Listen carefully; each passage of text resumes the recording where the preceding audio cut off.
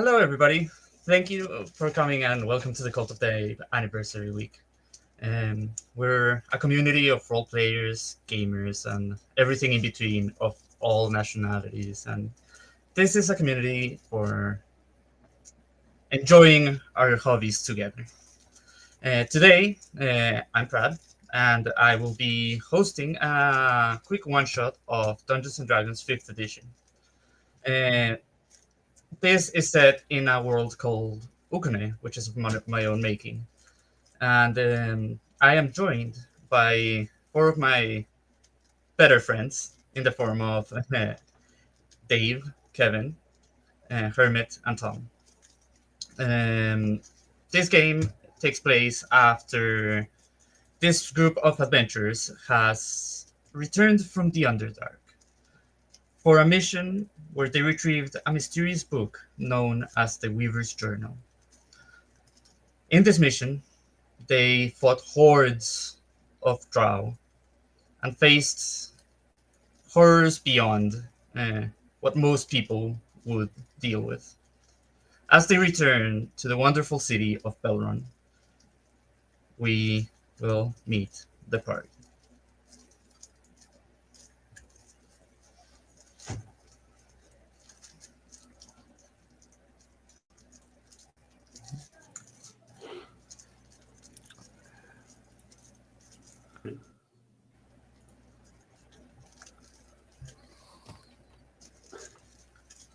So, our first party member today will be Dave. Why don't No. you introduce your character and yourself? Hi, I'm Dave. I've been role playing for nearly 40 years now. I'm usually stuck being the GM, so very thankful for Brad today running this, so I get a chance to be a player. Tonight, I'm going to be playing Friendship, my infamous tiefling warlock, who's on a mission to try and foster relationships with people around him that are somewhat positive. So far, not very successful. He has with him his ever faithful companion, Helpful the Imp, who will provide much needed assistance in all of the things that he does. He is a infernal tiefling, so lots of fire, and basically is arcane spellcaster, big boom guy. Awesome. Hermit, what about you? Yes, I'm a hermit. I've been role playing for close to 10 years now. I'm a moderator for this community. And then always glad to role play with the people you see right here on screen now. And in this game, I am playing Akari Michiko, who is the captain of her own ship, the Dawnbringer, and the admiral of her own organization and fleet, the Rising Dawn, who is a fire genasi artificer. Great. Kevin? Hi, I'm Kevin. I've been role playing for about 20 years.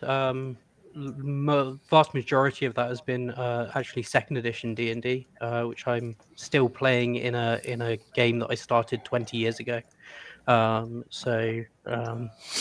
Yeah. Tonight I'm going to be playing Murak, who is a bugbear monk, the Way of Mercy monk.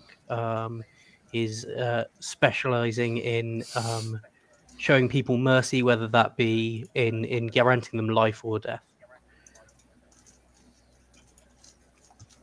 And last but definitely not least, Tom. I'm Tom. I'm a co-mod of Hermits in the server. I don't go back nearly as far with my actual roleplay experience, but I'm trying to make up for it. I'm going to be playing Toast, a wildfire druid, but not proper wildfire druid, just one who gets stuck in fire elemental as much as possible, sets fire to everything. She's a forest fire spirit at heart. Okay. Excellent. So, as I was mentioning, our party are returning to the city of Belron from an adventure in the Underdark. Um, the worst seems to be past them, and they are currently aboard the Dambringer. This is relatively large elemental ship, capable of flight, that is powered by an elemental engine. Um, as we settle into the docks of the city, um, why don't everybody start me off today with a perception check as you arrive into the floating city of Belron? Perception, yeah. Perception.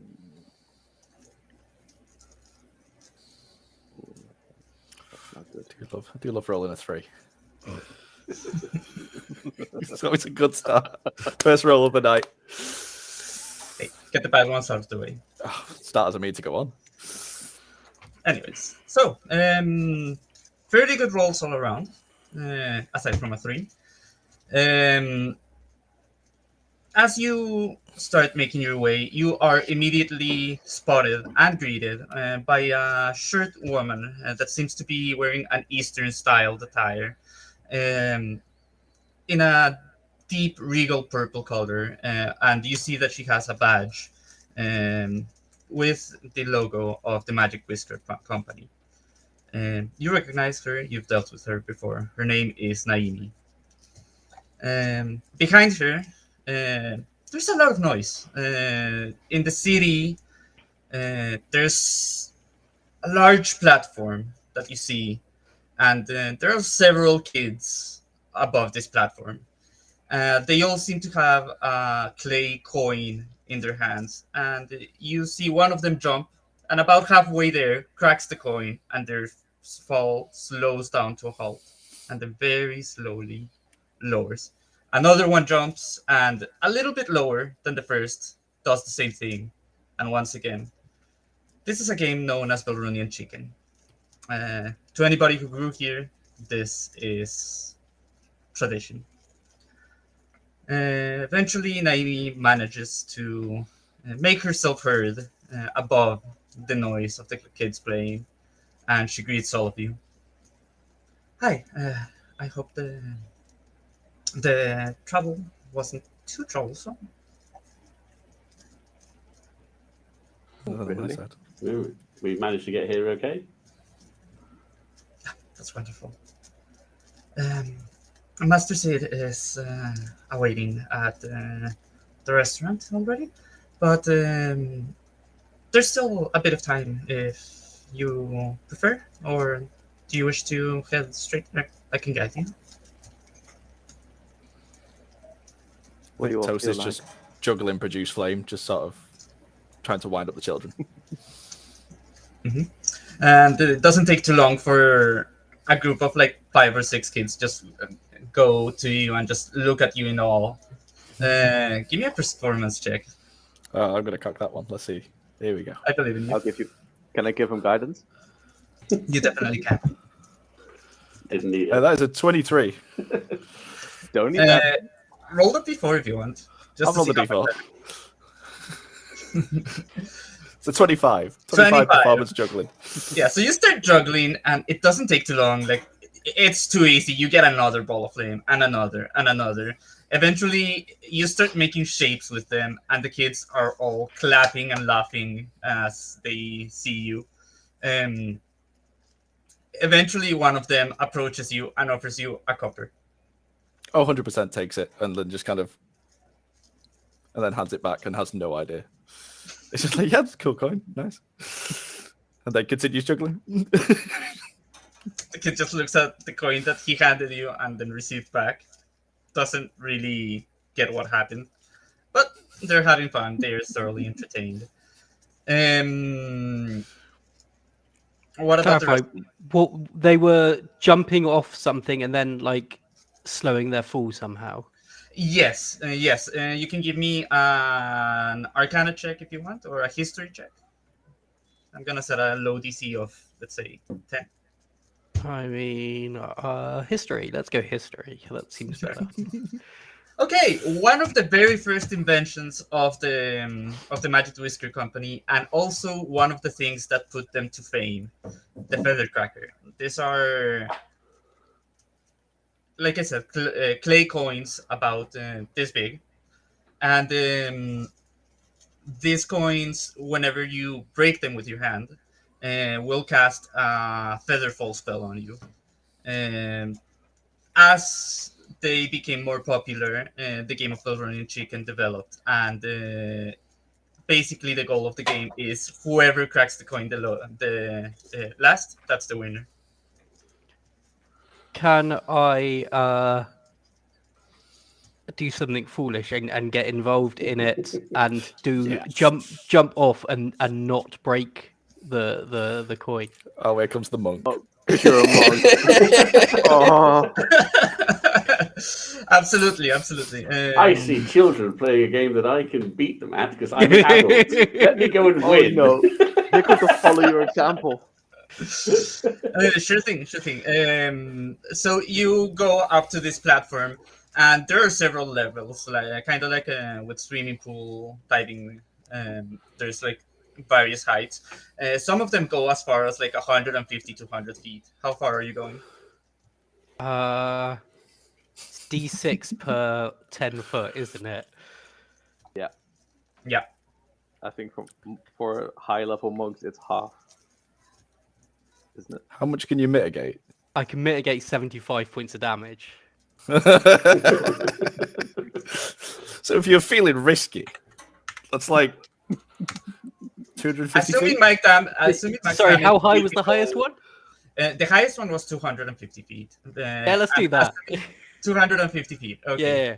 Average Is it rolls, possible you for them say. to go higher? Is there like the availability? You could jump. The highest it can go would be 200 feet, which is 20 d6, and that's where it caps. Because apparently you reach that terminal velocity in 200 feet. Like, can he get higher though? Like, is that 250 the highest that he could jump from?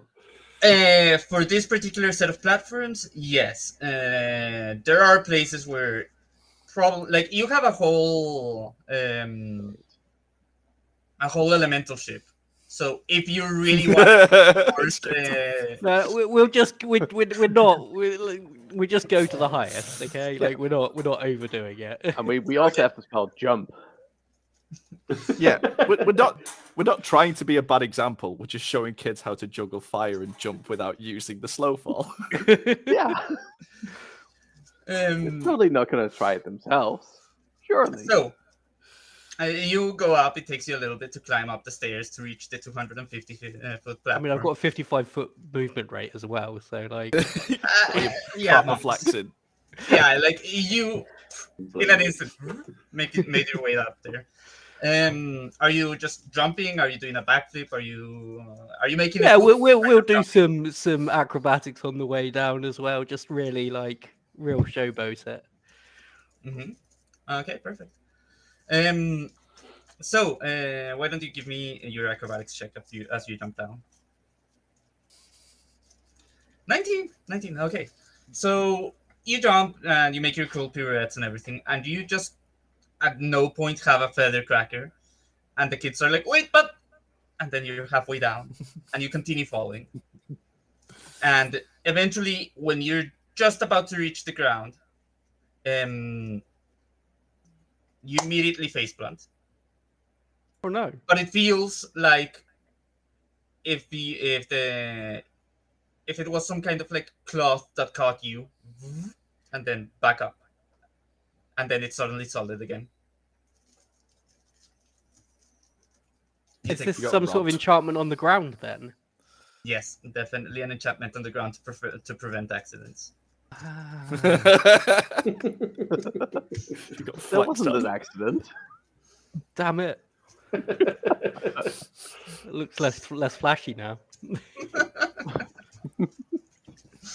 I Needs a land in will the spring stand break. up and shuffle off back to my companions and look sheepish. Akari looks disapprovingly. The kids are still clapping at you. One of them approaches.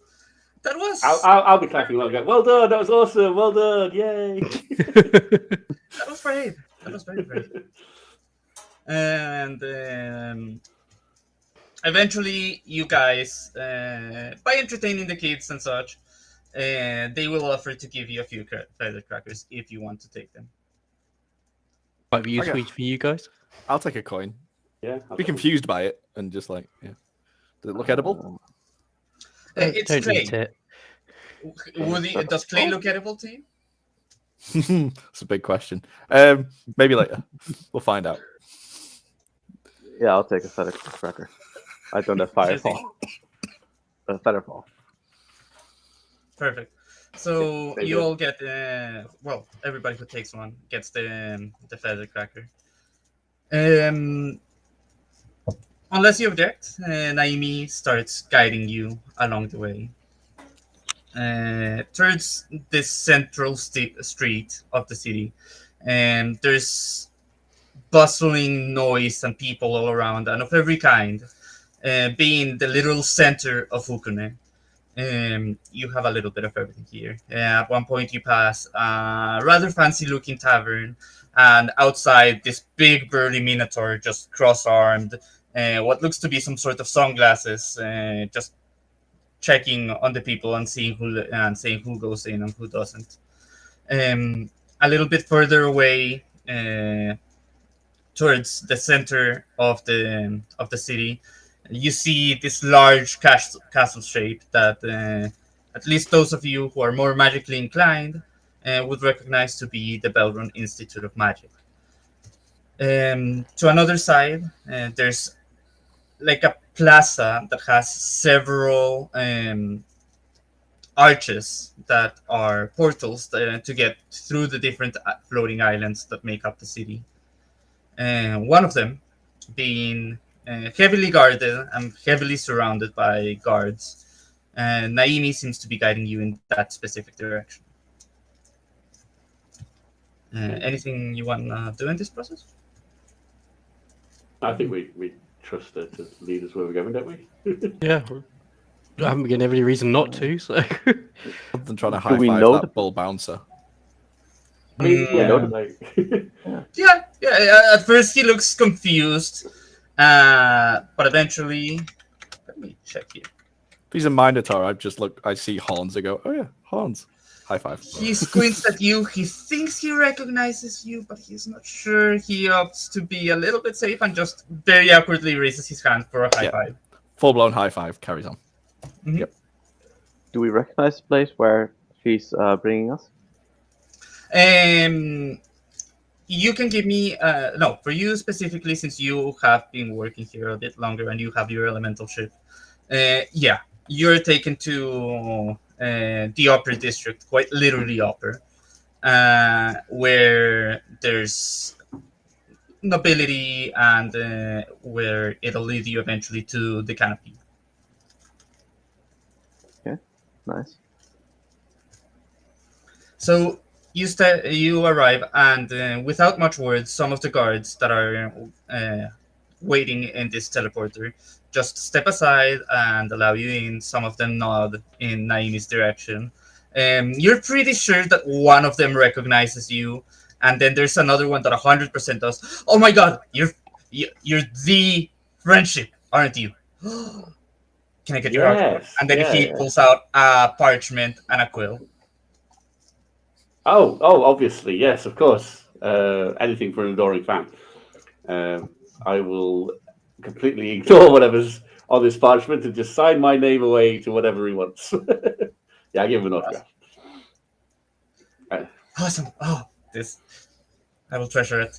And the guard just takes a second, composes himself, and then just spear on the side, full on, acting like nothing ever happened. Nice and casual. I'm beaming now. I've made a friend, so I'm good.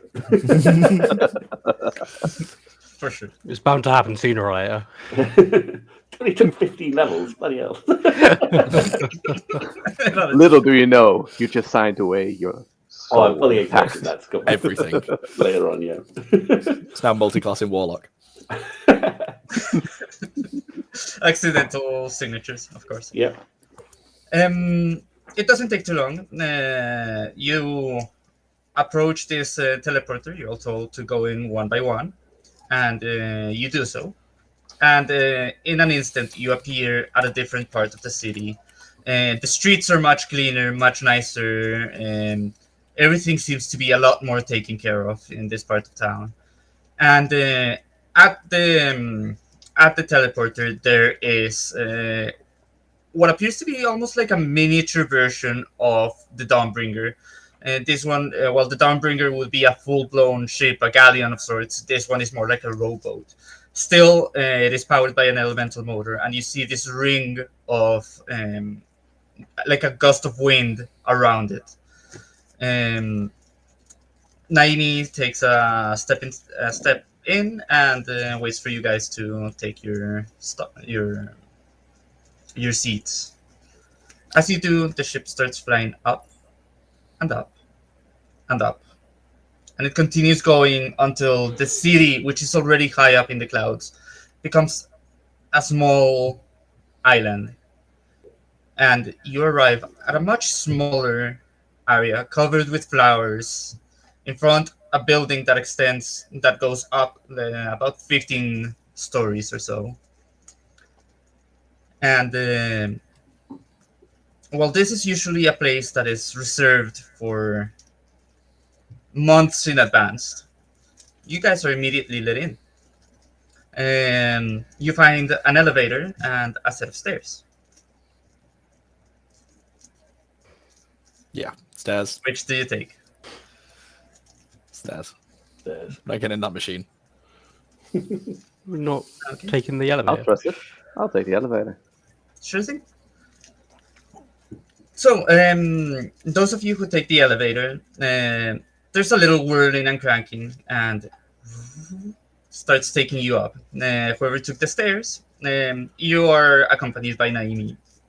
And as you're heading up, she's making idle chit chat.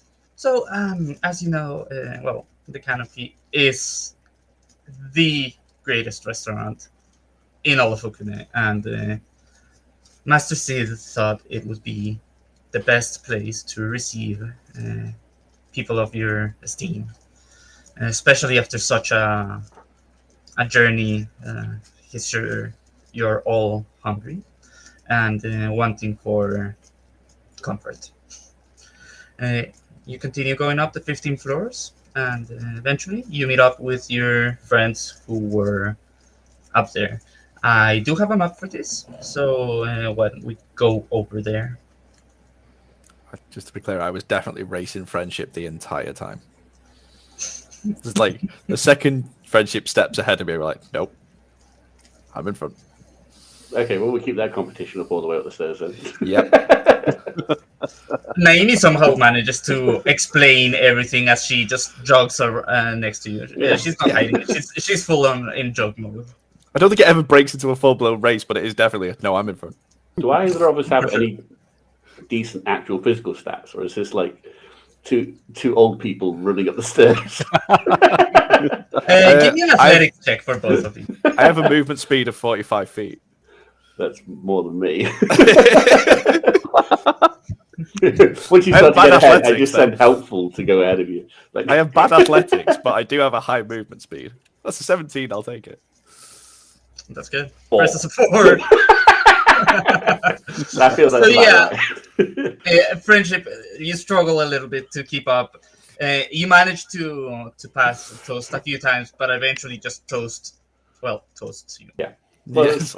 as soon as Toast gets any significant lead, I'm going to send helpful to just overtake them. I'm very helpful. So, as you reach the top floor, you see that there is a single table. On one of the corners, there's a grand piano, and there's an attendant there playing very beautiful, calming tune. For those on the map, this right here is the elevator entrance, Okay. and this right here is the stairs. Okay. Waiting for you is a man in a very finely crafted and well kept red suit, and he's holding a pillow in which sits a very fluffy, very regal looking white cat that you know as Sidonius Reginald III. And with a soft purr, he looks at you. Welcome. I am happy to see you. Did you get it? It's been long, my friend. It's been far too long. I don't even know what we were trying to recover, but I assume we did. Oh yeah, you definitely did.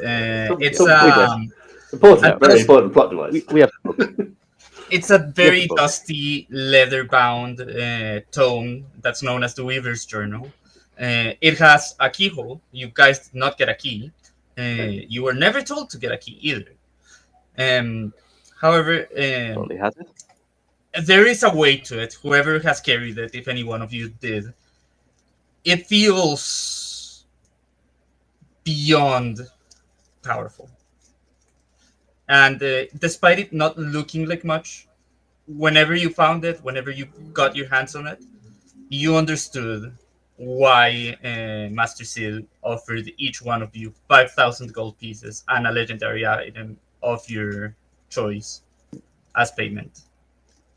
Could have made an Arcana, try to study it for a little without trying anything with it. Just using all my arcane theory to determine what it does. Absolutely. Can Toast give an Arcana or history as well, just to see if she knew any of the legacy of it? Either one, even religion. Depending on what you roll, you'll get a different answer.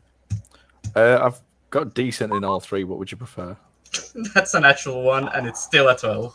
That's a Whichever type of answer you want to get, it'll have a... Most interested in the Arcana of it. Okay, Arcana. Oofed. 14. Both of you have studied, both of you have looked into libraries throughout your time in Ukune. You've had to do a lot of research in different magical subjects, and there has never been any mention of the Weaver's Journal or anything that feels quite like it, not even an approximation. Can I do the religion check as well? Why not? Yeah. Damn it. Yeah. 17. On a 17, there's a few things that could fit the bill, but none of them are quite it. It could be a tome written by a god. It could be an item of godlike power, perhaps.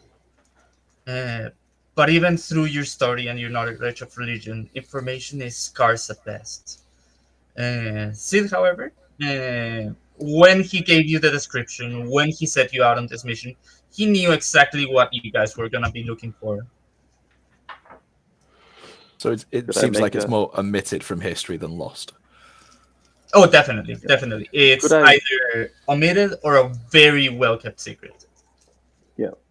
Speaking of a well-kept secret from history, could I make a history check instead? On the book as well? Yeah. Yeah, absolutely. Hopefully that's not a natural one. 16. That's a 5. The same. There have been items throughout history that have shaped history itself. Maybe this is one of them. As you guys are mulling over the book, Sid just still with his feline smile just looks at each of you. Curiosity's got the best of you, hasn't it? Mm-hmm. I think know it too well.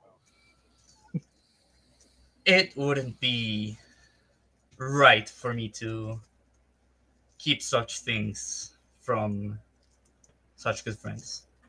So I'm happy to answer any questions you may have.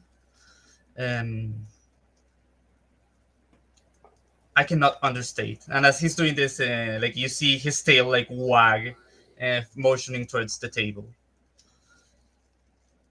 And the butler that's holding the pillow where he's sitting just moves and places the pillow where his seat would be, and you are all allowed to take whatever seat you want on this table. There are very few people in the multiverse who know what this is. And what you have retrieved will ensure that our world stays safe. This is one of the tomes of creation. Cool. There are 5 of them, and each one governs creation itself. This one specifically, the weave and magic. Explains why it's not in any history books. You know exactly what it says. You understand magic. You understand how it works. You understand the logic. Everything is here.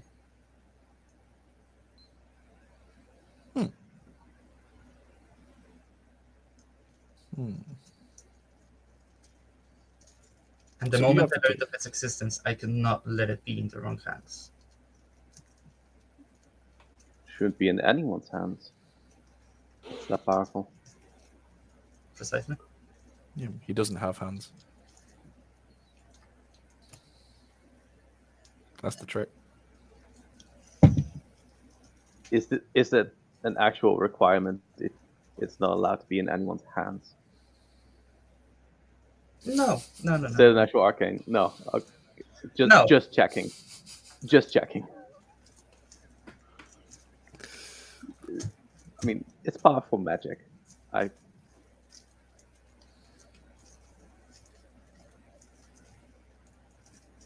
It's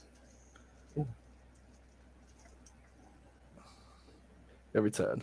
Yeah, we just lost Hermit. yeah. We Yeah. lost it for a second. He always returns. You're back, Hermit, I think.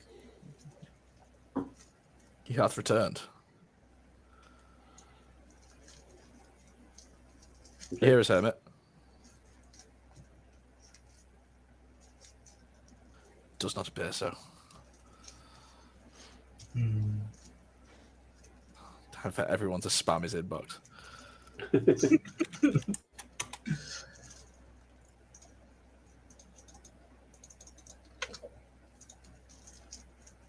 Ground control to Hermit. Can you hear us?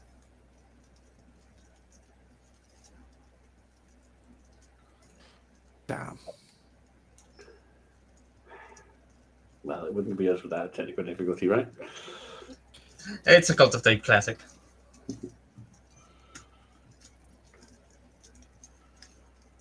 Oh, we having the same thing that we had yesterday, where all of the cameras blacked out and my network kept resetting. Hermit's Doesn't camera seem- still seems to can be you up still on the hear me? stream. Yeah, we hear you now. Can you hear us, Hermit? 1, 2, 3, testing. Can you hear me? Yes. I can't You hear can hear Hermit. I can't hear him, and I can't I see am him either. talking. If that makes any difference. Someone want to do the back to you in the studio and we'll get this sorted? Or... I think I need to join. We're going to take this to a break.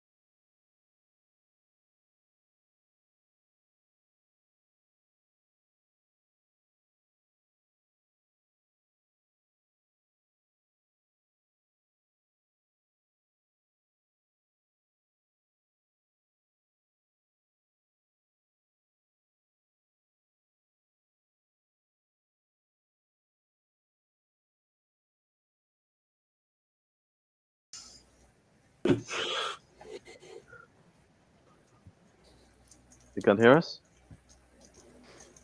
Oh boy. Can now. Can now. Can Okay. you guys hear us now? So from looking down, that's where my chat is. Yeah, same for me here on this side. Yeah.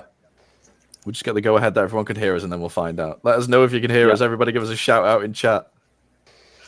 Drive that engagement. Don't be jerks and not say anything. There we go. There we go. Okay, Bob's we can- confirms. Yeah. Yeah. Okay. okay. So Yeah, so we're back. yeah, we're back. Uh, So Yeah. what were you asking, Sid?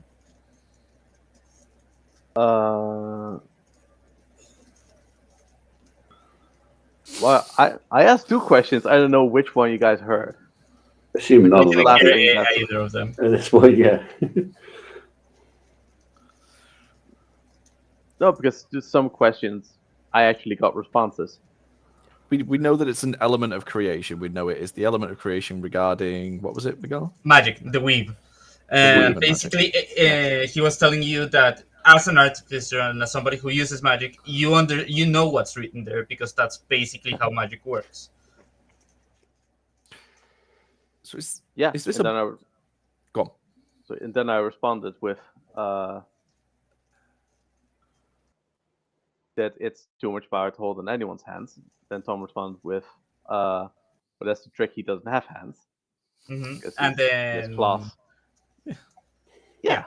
No, as far as Sid's intentions or what he's saying to you, he intends to put this somewhere safe, somewhere where it won't fall into the wrong hands, kind of deal. You're not going to keep the key with it, are you? Of course not. You have the key.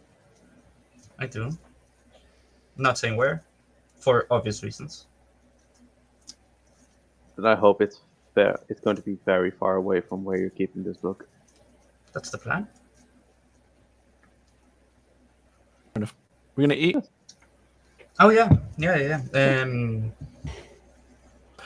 just at onto that, the fruit. he looks at Naomi and gives a little bit of a nod, and Naomi just scurries downstairs again. And a couple minutes later, several staff members from the Canopy arrive. They immediately head towards the kitchen, and a waiter approaches each one of you with a menu about this big. Literally anything you can think of, they will have, and it will be top-notch quality. All the fruit. Like any fruit that I can't get hold of from anywhere I've ever been, and just all of them, just listing them one after the other. Yeah, it doesn't take too long for the waiter to just realize, you want a continental platter. Sure thing. Yeah. And just basically a little bit of the like natural produce from every single area. Yeah, they can do that. Nice. I'd like something from Yule. I miss my home. Absolutely. Any preference? A red fish? Yeah. Blue fish? Green fish? Pink fish? White fish? Red fish. Perfect. Takes note, and then he looks to Sid. Sid just nods. The server already knows, writes it down, and he goes to Friendship. Whatever the chef's special is, whatever the signature dish of the Canopy, I'll have that. And can I have a bowl of butter for my friend, pointing to helpful? Butter? Absolutely. Any It's just, particular your source? imp is just eating butter. Eater's going to eat butter, yes. Okay. And then Just like a ruin stick all off, the or- furniture. No, I think he's going to probably swim in it, to be honest. But like,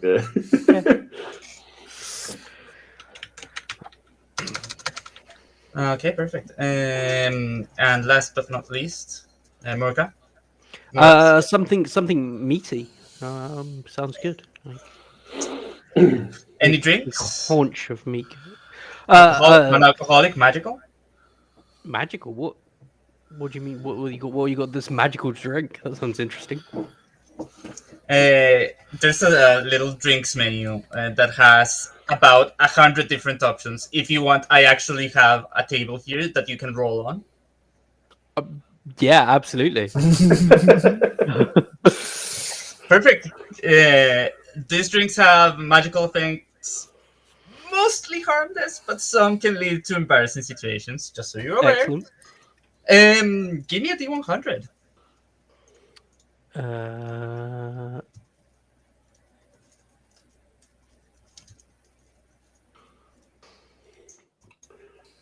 31. 31. We have no idea what that means, but 31. It's not low enough to be bad. It's not high enough to be amazing. It's good though. Utter. This is where every odd number is bad, every even. Does anybody else roll? And we go down the list. Oh, of absolutely. people If I see there are weird drinks going on, then yeah, I want it. There's 100 different weird drinks for you to try. Toast is just demanding industrial quantities of cider. 65. Again, he asks you, magical or non-magical cider? Oh, whatever. Same as. Yeah. I rolled a Cider. For 65. toast. I just want cider. She just Okay, wants normal more cider. Okay. Yeah. I'll roll as well.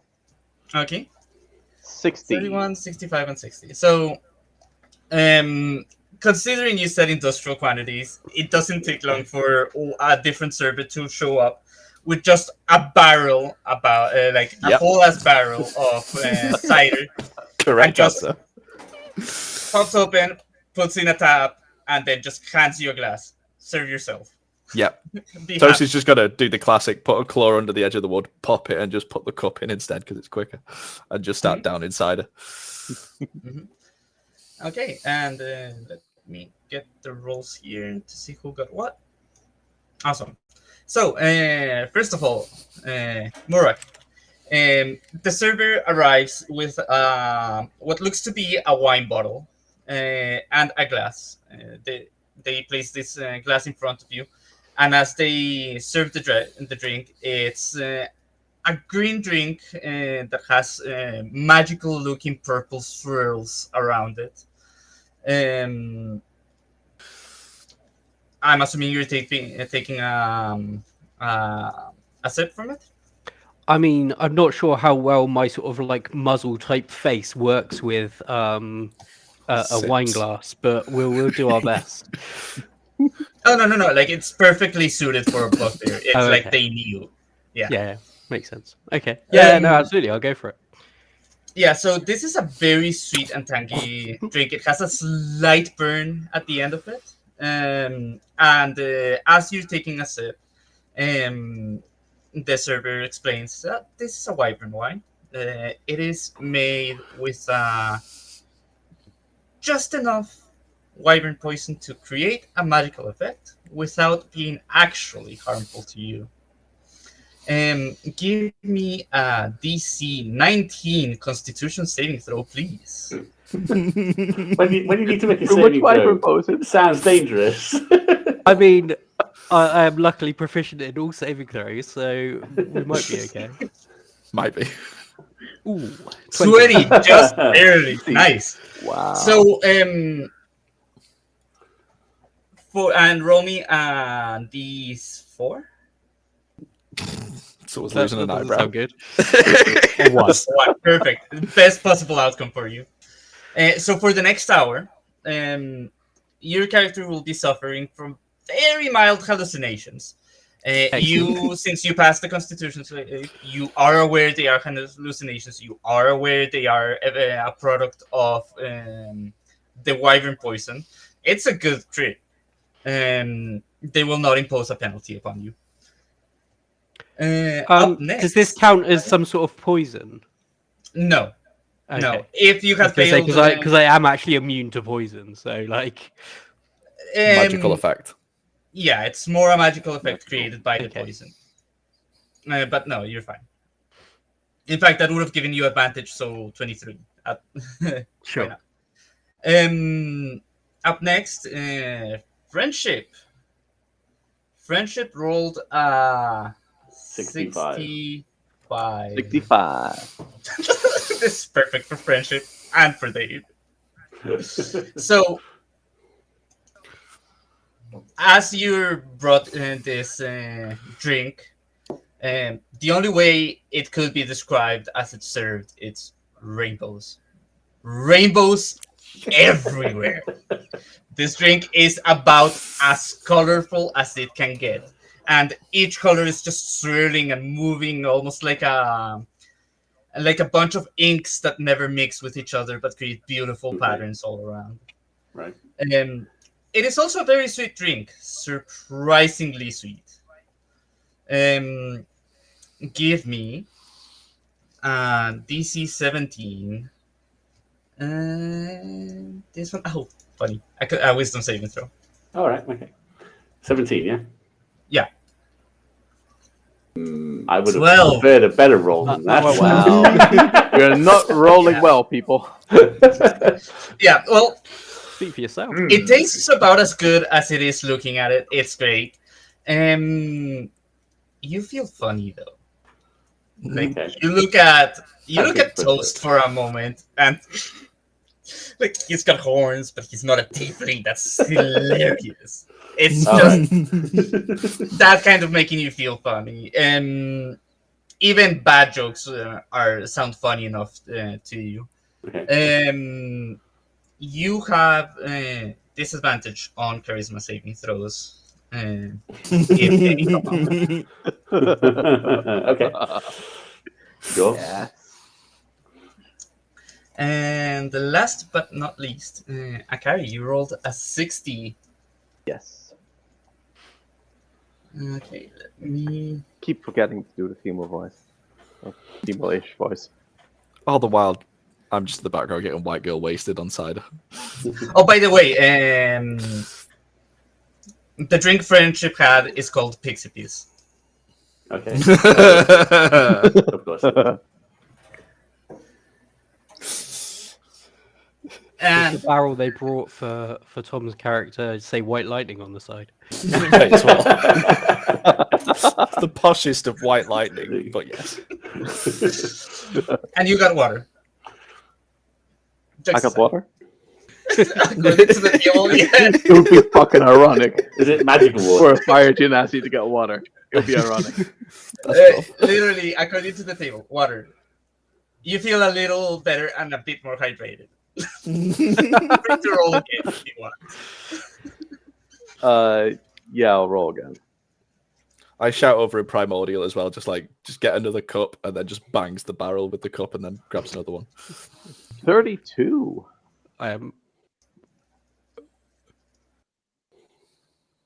If there isn't 100 different options, that might be the same as what I had. Is it also the Wyvern poison? There is 100 different options. Oh wow! Oh, nice.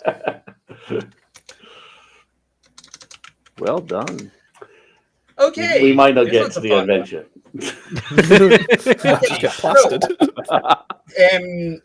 They bring out this bottle that looks like a portal, and as they serve it, there's this teal blue liquid with a foamy froth at the top. The glass itself is like weirdly shaped, and it's just a very. It's hard to look at in that sense. It's confusing almost. As you drink from it, Oh, I'm gonna do like the parch thing of like tasting, smelling it, swirling it, little sip. Yep. No, airing it out. And yeah, you can't quite describe it. Like you've never had anything like it. There's nothing that even comes close to it. The only thing you know is that this is the best drink you've ever had in your entire life. I need you to please roll me a d20. straight D20. Oh. Yeah, straight d20. Okay, remind me anytime you roll a natural 6. Oh, Interesting. Looks like a portal. and I'm rolling really bad, so it's probably going to be a lot. Do you want to know the name of the drink? Yes, please. It is called the Pan-Dimensional Gargle Blaster. Oh no! Douglas Adams. Nice. It's gonna be fun. It is very fun. Okay, awesome. So you guys are sat down, and eventually your food is all brought out. The kitchen staff are impeccable. Like, not a single hair out of place. Their uniforms perfectly clean, perfectly tidy. Every single plate decorated to perfection. It is, and as you're served and you take a bite of your food and start enjoying the meal, everything is as if they had known you personally and knew exactly what you liked and made it just for you. Sid seems to be having a laugh. Eventually, Naimi, through his instruction, put the book in a safe. The safe then went in another safe. The other safe went in a bag of holding that was about big enough for that. And at the same time, 5 separate bags of holding with 5,000 gold pieces each is brought to each one of you guys. Okay. Nice. We are sitting back and holding. As this happens, you see one of the servers start walking and just fall flat on their face. Eating the food. Mhm. Yeah. And as you guys are all jumping up, and you see your plates, and there's a bit of a black ichor that's starting to bleed out from the food. Toast is immediately going to put 2 fingers down her throat and throw everything up. Not running that risk. We're getting there. We're getting there. So, instead of a saving throw, we're going to make this a skill check. I have come up with a reasonable explanation for every single skill, but you're free to Okay. come up with your own. Pick a skill, roll it, and we'll treat it as a saving throw. I'm going to use investigation. Investigate Mhm. what's wrong, what it will do to me. I'm going to go And with I'm going medicine to- because that seems appropriate. Okay. Since Yeah, it's I'm going medicine. Got a 17 Medicine on as my well? medicine. Okay. 25 investigation. Perfect. And 18 what is medicine. friendship rolling? Literally Uh, any skill works. Yeah, whichever so one I'm you want. thinking I'm going to roll deception, and it's going to be Deception. I'll effectively do what Tom suggested: throw up the food, but then act like I'm still being affected by it. Okay. Okay, awesome. So, nice. Murak, as you start going through this, you look at your plate and you realize that it is not coming from the food itself, but there is a cleverly disguised black stone that's creating this ooze. Unfortunately, you did get a little bit caught up by this, and you realize you swallowed a little bit of this black ichor. You will be taking this is a small one. 7 points of necrotic damage as you feel this thing trying to burn your throat. Akari, you spot this. You spot that one of the servers was placing the stones in just before they brought out the plates, and you very quickly pretend you're eating, but not really. And then when something starts happening, you immediately push it away. No problem. You are unaffected by it. Toast makes it, breaks it. So much like Murak, you swallowed some of this, and first reaction, you did the right thing. Fingers in, force yourself to throw up, and eject the little bit before it could do any harm. For friendship, you had disadvantage on charisma check. Oh no, saving throws. My bad. Yeah. you start eating, and then you notice this, and you pretend like nothing's wrong for a few seconds. Then you see that somebody, like one of the servers that was having like an apple on the side, starts to feel drowsy, and you act out drowsy. And this black ichor that starts growing from your plate just seems to be ignoring you for the moment. Um, with that, let me just place everybody up on the map. If we don't have tokens, that's a-okay. It's never a bad thing when you're going on the map. We might have to drag them on if we want to control them. Yeah, Akari, can you move yourself? I just Nope. threw you into the map. I cannot move myself. Okay, then drag yourself in.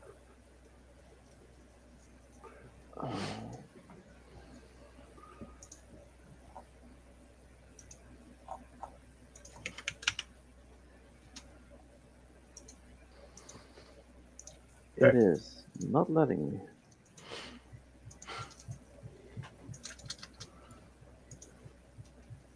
It's not letting you? Are you dragging Not it by the letting me. name or by the token itself?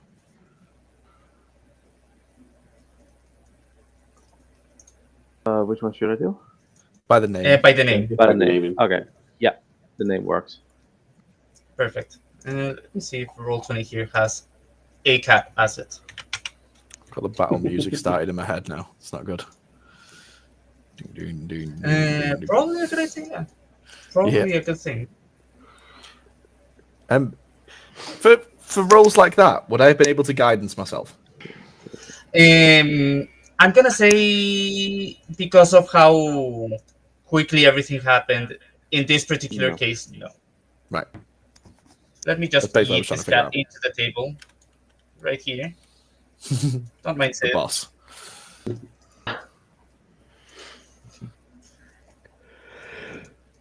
Okay, so as this is happening, the each of your plates starts erupting with this black ichor, and it starts moving, and it seems to be inching towards every one of you. The person that fell, kind of like here, for now they just seem to be convulsing a little bit, but there's something eerie about them. Is I'm gonna the waiter? look to... Go on. Sorry. Is the waiter that fell down the same waiter that put all the things in? I'm gonna say since you got a 25 on that investigation check, you managed to spot it. It is definitely the same person. And before we do anything else, let's Initiative. all roll our initiatives. I'm just gonna copy a token for this and use that for initiative.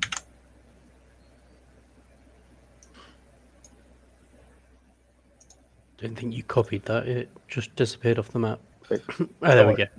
My initiative is 3. Why does it say +2? Oh no, that was Tom's. Sorry. Yeah, because of course the one thing I'm going to get a nat 20 on tonight will be my initiative roll. I love how Not a terrible idea. If I've I'm got honest with you. +5 and I'm somehow pretty much the lowest out of us. Yeah, rolling like that, it's not a terrible idea. Probably for the best. Okay, and let's just throw these guys here. Perfect. Black fucking So, as of right now, there are 5 black puddings forming in your respective plates. One of them is immediately trying to go for Sid. Toast, you're up first. How do you react to this after you just emptied out half of a black pudding on top of the other one?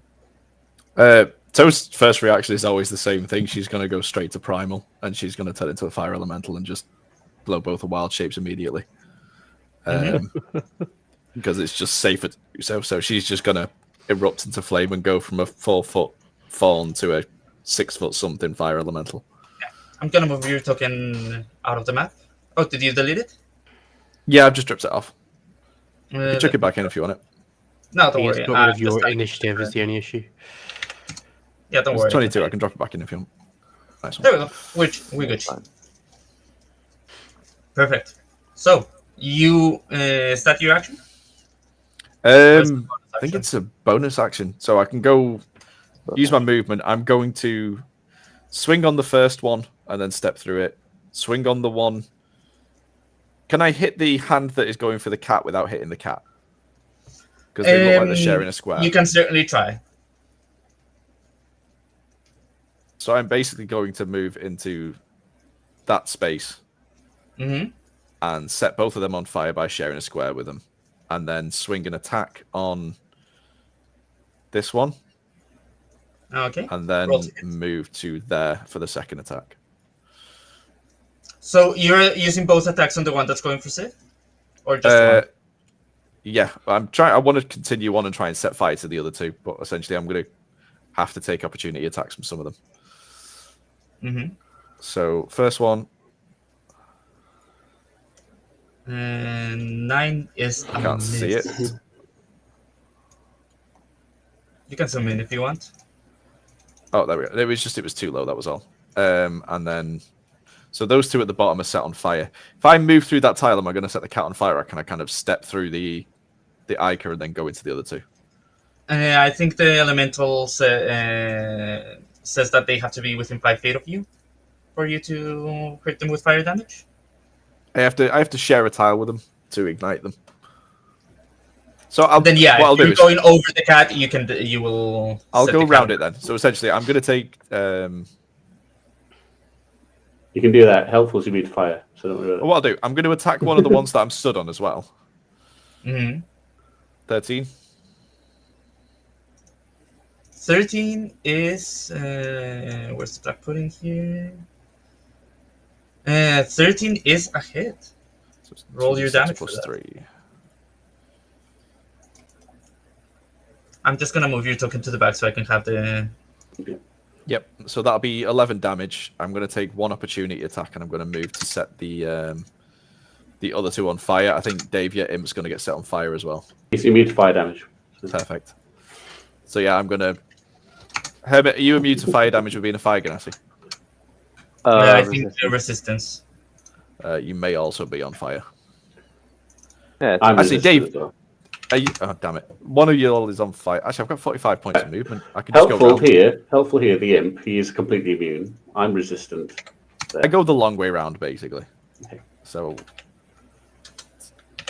20, 30. So yeah, I can get essentially. I'll have to go the long way round, but I'm going to take one opportunity attack, and then I'm going to set fire to everything except that dude in the middle. If So you come that's over it. here, you're taking 2 opportunity attacks. I only take one because as long as I attack because of a feat, it can't do an opportunity to attack against me when I leave. So Oh, you're wow. attacking one of these and one of these. Yeah, Or- so this guy, yeah, actually, he will get an opportunity attack because I'll leave his area briefly when I go around. So yeah, 2 opportunity attacks, and they will all be set on fire. Okay, and what's the damage from just getting set on fire? 1d10. Full Okay. description. Can move through a space as narrow as 1 inch wide. Creature that touches the elemental or hits it within a melee attack while within 5 feet of it takes 1d10 fire damage. In addition, the elemental can enter a hostile creature's space. Stop there. First time it enters a creature's space on a turn, the creature takes 1d10 fire damage. Okay, 1d10. Yeah, so 4 of them are going to take We'll take that 1d10. one. Yeah, and we'll take the same roll if that's okay with you. Also, anyone who manages to hit me with an opportunity attack is going to take 1d10 as well. So let's resolve your moving around first. Yes. So what's your d10 damage? 8 damage. Nice. Almost max. Tidy, I'll take it. It's all the damage I'm going to be doing. Hey, it's consistent, Yeah, believe it or not. it's widespread. As long as I can burn everything in the room, I'm happy.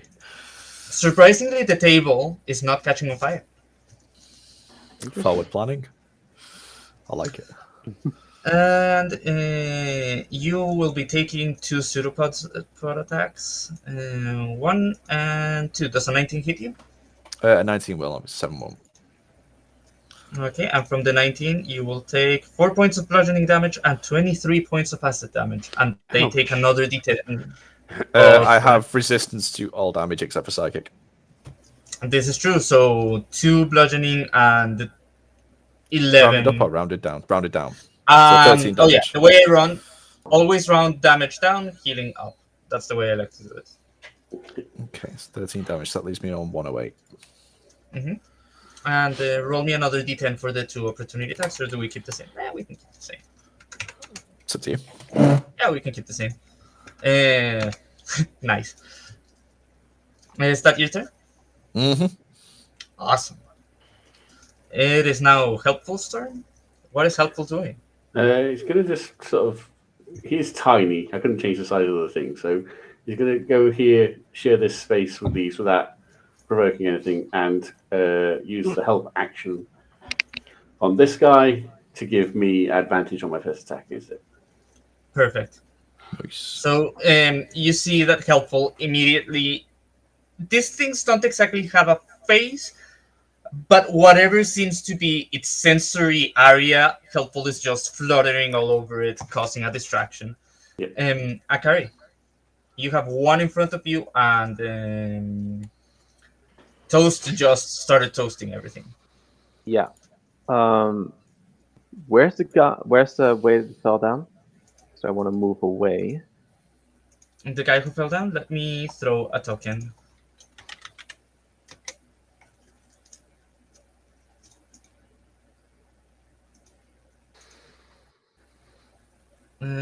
Let's say this. Random token found about here. Over there. Okay. Is it visible? I can see it. Okay. Awesome.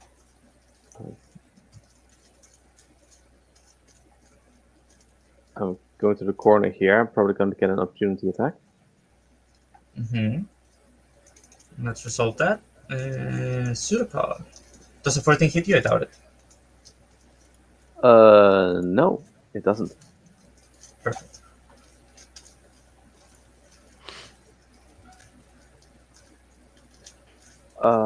My AC is 19. I'm going to pull out my musket. And has the black pudding that's been attacked, that's going for Sid, is that one been attacked at all? Yes. The big fire elemental that's now on top of the table did swing at it and managed to land a blow on it. And how does it look? Like damaged? Like a black pudding? Tasty. Like he's damaged twice. It's even hard to tell. It's even hard to tell if it's charred because of its color. You can give me a free insight check. Why not? Inside check. It looks perturbed. I'm very bad at that. Nice. Yeah. It's very hard to tell. It's still forming. It's still eking its way towards Sid. Yeah. I'm going to do... How many attacks can I do again? I think I can do 2 attacks? Yeah, I can do 2 attacks. I'm going to take a sharpshooter stance. As use my sharpshooter feat and aim at the one that's going for Sid. Okay. So that's -5 to the roll and +10 to the damage if you hit. It's not going to be hard for it to hit. I've already got it set up. Okay. That's a natural 1. And even on a natural 1, it's still a 10. And a 10 Does- Yeah, does hit but it's a critical failure. Combat, so it's failure. It's combat. It's combat. Does the help action only benefit you, Dave? I can give one person advantage on an action against that target. So I've given it to me. Do you? Yeah, it has to be would it declared. Yeah. It has to be declared. Damn. It is a critical failure. Yeah, so Let's- as you fire, Yeah. your gun will Hindsight jam. would be good. Yeah, so you manage to get the shot off. It will hit, but your gun will jam. So give me your damage roll. Okay. I'm worried about what it's going to hit. That's a natural. Let me move Sid away so I can click on my token where I'm keeping track of damage. So you feel you see your bullet just go in and go into this goo and just not come out on the other side. It definitely hit. It is a magical bullet. Yep, Okay. it is. It did damage. Yeah, it definitely did damage. Then, yeah, I can't do my second attack then because it's jammed. You can use like a melee weapon if you have daggers, which your starting class should have given you. But yeah, the gun itself, it'll basically take a whole action to and a tinker check to fix it. Yeah.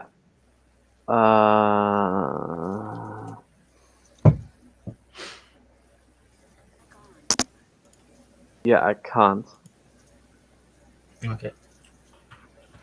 I don't seem to have it. And I need to do the Tinker's check next round, unfortunately. Mm-hmm. So, what? Do you have a bonus action that you can use? Yeah, it's. Roll20 is not very easy to see what spells are bonus action. Not very happy about that. It's action. Action. Action. Do I even have?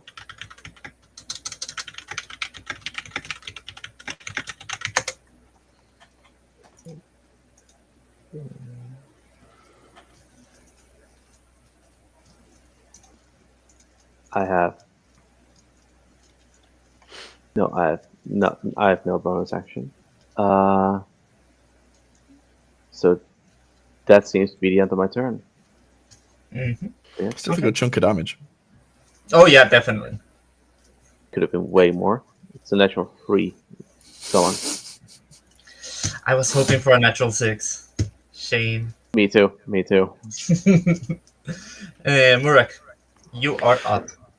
Okay, I'm gonna be very basic and punch out the one in front of me. Sure thing.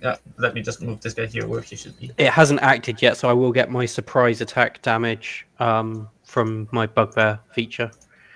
Mm-hmm. So we will see if I hit, I guess. Oh, nice. We're doomed. It's doing so well, right? Yeah, it's fine. It's fine. Okay, so that one misses. Second I think it attack. hits. Oh, It hits. Oh, it hits. By default, the Dungeons and Dragons 5th edition doesn't have critical fumbles. I thought it did for the attacks. Okay.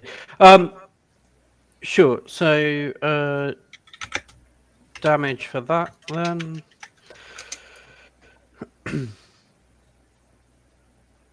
Oh yeah, it Is affects quite- yeah. attack rolls and the saving throws, but I don't really care enough about it. Okay. Sure. So the first attack does 22 points of damage. Mm-hmm. And at this level, I think your fists are considered magical for the purposes. Yeah, very much so. Yeah, think so they are, that's 22. So yeah, you go one big hit, and a chunk of this ooze just freezes and breaks almost. Freezes. Okay. Second attack then. That's more like it. Still hits. And does another 22 points of damage. Perfect. Another one, and another chunk of it gets destroyed. I assume it's still going though, right? Nowhere near as good as it was before, but yes. Okay, I'm going to spend a key point and have a flurry of blows then, and do another attack on it. Mm-hmm. Should I hit? And another one. Yeah. And another one. And I can use my hand of harm. I won't do it in this one. So that's 23 points of damage. And that just about does it. You go bah, bah, bah, and it just, for a second, the force of your impacts just makes it freeze for a second and just crumble to dust almost. Okay. At which point I will jump onto the table and attack the next one with my finalist strike, which I will use my free use of Hand of Harm on as well. Go for it. So That's a hit. and somehow do less damage by rolling 3 fucking ones. And do 16 points of damage to that one. Wow. You're getting those in the all audience. battles out of the way. For those in the audience, that was a 1, a 1, a 1, and a 2. And then on the normal damage from the actual punch, it's also a 1. Yep. I've got 4 natural ones on that set of rolls. That's horrific. Okay. Definitely not cursed. It's all getting battles out of the way. So yeah, that's my action and my bonus action. So we're all good. Ooh.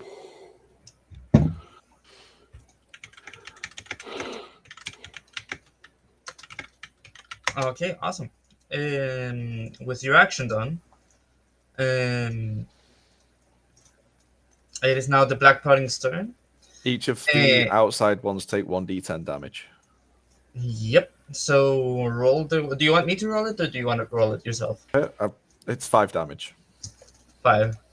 So -5. I don't know if it makes a difference. My attacks are considered non-magical still as well. Yeah, but it's fire. Magical, sorry, yeah. I didn't know whether it makes a difference. For 99% of monsters, it only matters if it's slashing, piercing, or bludgeoning. Okay, perfect. So these guys are very basic. So they will just attack the nearest thing. First roll is the one in front of Murak, and it will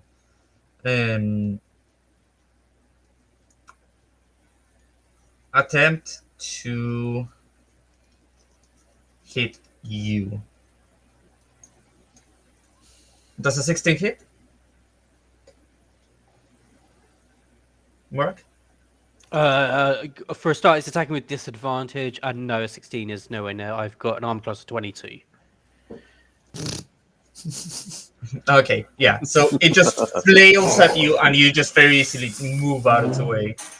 The second one is going to go for the big fire thing that's currently burning it, and it doesn't like it. So does a 17 hit you? It does not. AC is 18. Okay. And the other one will do the same. 14 does not hit you. Nope. And the last one, you see it'll start engulfing Sid. And ooh, Of course, that's the one that hits. it That one hits. would have almost hit me. I want to use my reaction from Sentinel in order to do an attack against it. You can use your do an attack against it. I'm also going to do it. Can you do it as a reckless attack on a reaction attack? Normally no, but I like the way Baldur's Gate does it, so I'll allow it.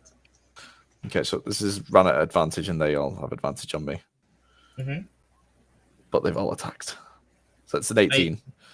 So it'll be 2d6 plus 3. Okay, roll damage. 8 damage. 8 damage. It also ignites and takes 1d10 fire damage at the start of his turn, so now everything is on fire. Yay! Nice. My work here is done.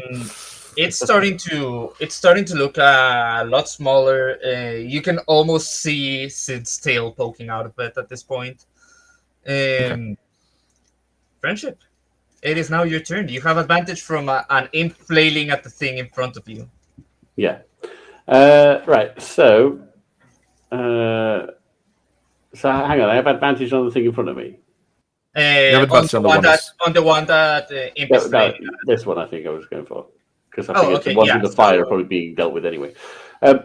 Here's my question. So this one is within 5 feet, but I did the whole thing with the deception. You said they weren't paying attention to me. Any chance I can blag that I don't have disadvantage for a ranged attack, or do you want me to move away? I would say that would normally give you advantage, and that cancels the disadvantage that you would have had. So yeah, it's a straight roll. So I can get no, because that's not going to end up being a straight roll. All right, never mind. I will move away and give it an attack of opportunity then. And it will take set attack of opportunity. Yes, this one still has one.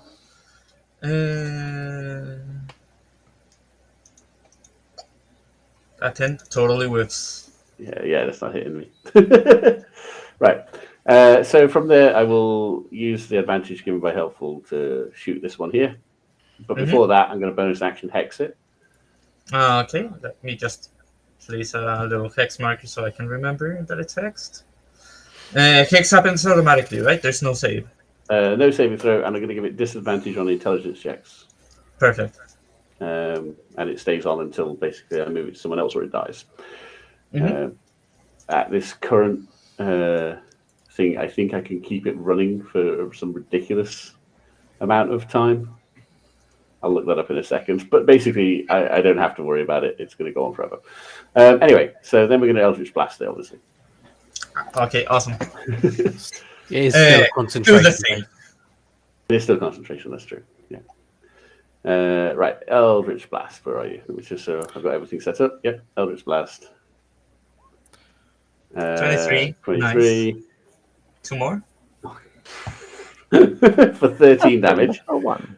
Right, and then the other 2 are normal, not disadvantage yet. So second one, 19. Still a hit? Yep. Oh, come on. I mean, it's the hex, but still, the hex can be doing better than this. And There third is- one, 28. Nice. Ooh, nice roll. Another That one. was a natural 1, a natural 2, and a natural 1. How am I getting 7s on every roll with the bloody Eldritch Blaster? Every one of them was a 7. Yeah. What is that about? I love it. I'm here for it. Marvelous. Fortunately Well, for that you, Worth it. you extend your hand and this 3 rays of Eldritch Blast go boom, boom, boom, and it instantly, much like Murok's punches, this thing starts freezing up as it takes damage and just crumble to dust.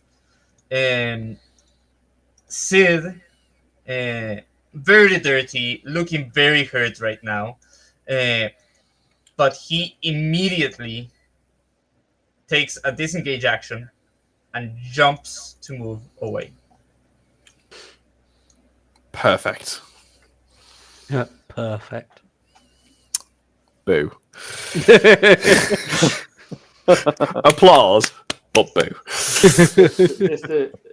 just to say, on killing that, there's like a sickening bone crunching noise as I steal its life force for myself.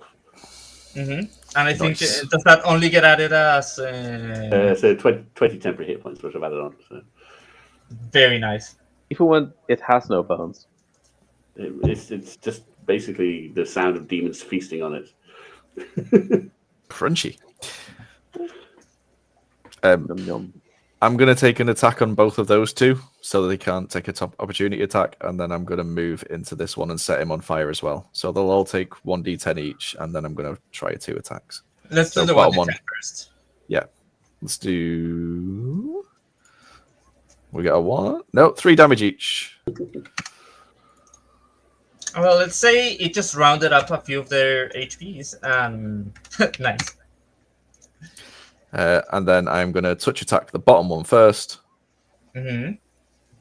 That's 24. a hit.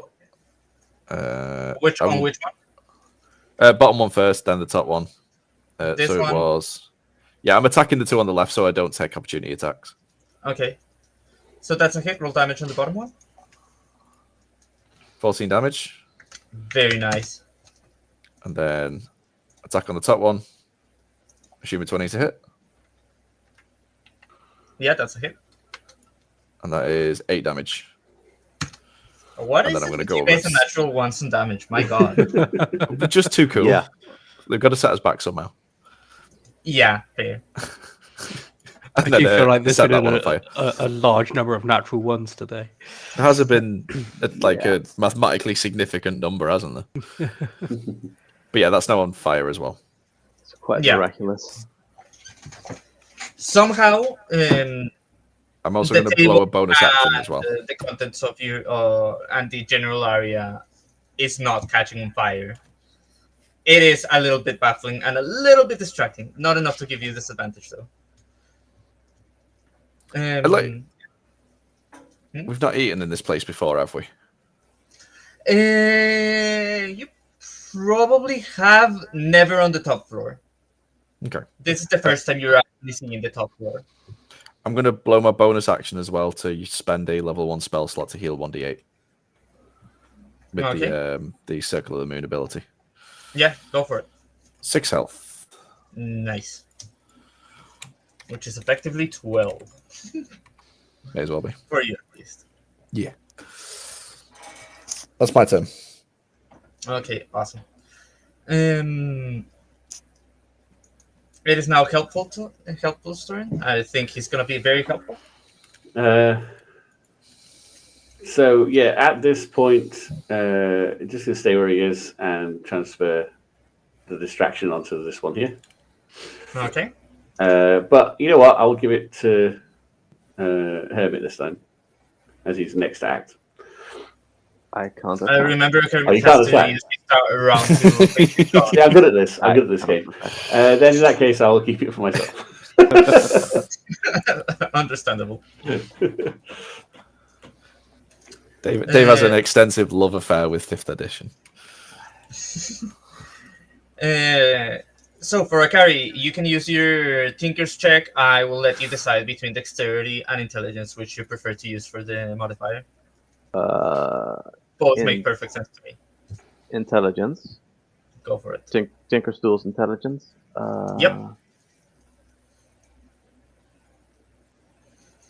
Yep. So you fired. You noticed that the gun get jammed. Cursed a little under your breath, and immediately just got a quick screwdriver. Moved a couple things. Pop, pop, pop, pop, pop. 5 seconds later, gun is ready.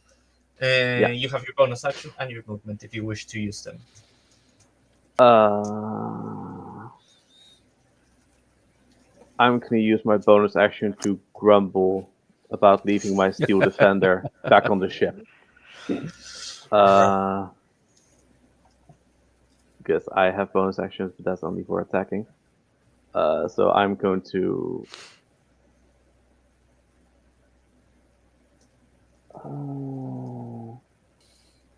should I do that? Yeah, sure, why not? What's the status of this dude? I am glad you asked. Would you like to give me a perception check? I would quite like to, but I'm not supposed to really be able to pay attention is my concern. That's absolutely fine. Don't worry about it. Actually, worry about it. Would I have paid That's a attention? 23. Yeah. Oh shit. You can also give me that. I mean, it's not really necessary anymore. Yes. No, this is fair. I mean, this is knowledge that the fire elemental. Do you speak? You do. You do. We both speak I do. primordial. We communicate. Yeah. So, Toast. You see that this creature, this body is still convulsing, but it's very slowly starting to float up in the air, and it's getting enveloped in shadows.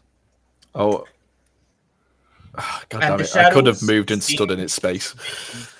Seem to be creeping ever so slightly closer to where a certain herd cat is.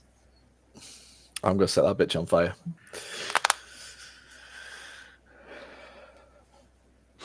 Okay. With that done, Murak. Okay, so I'm gonna punch out the one in front of me, underneath the fire elemental.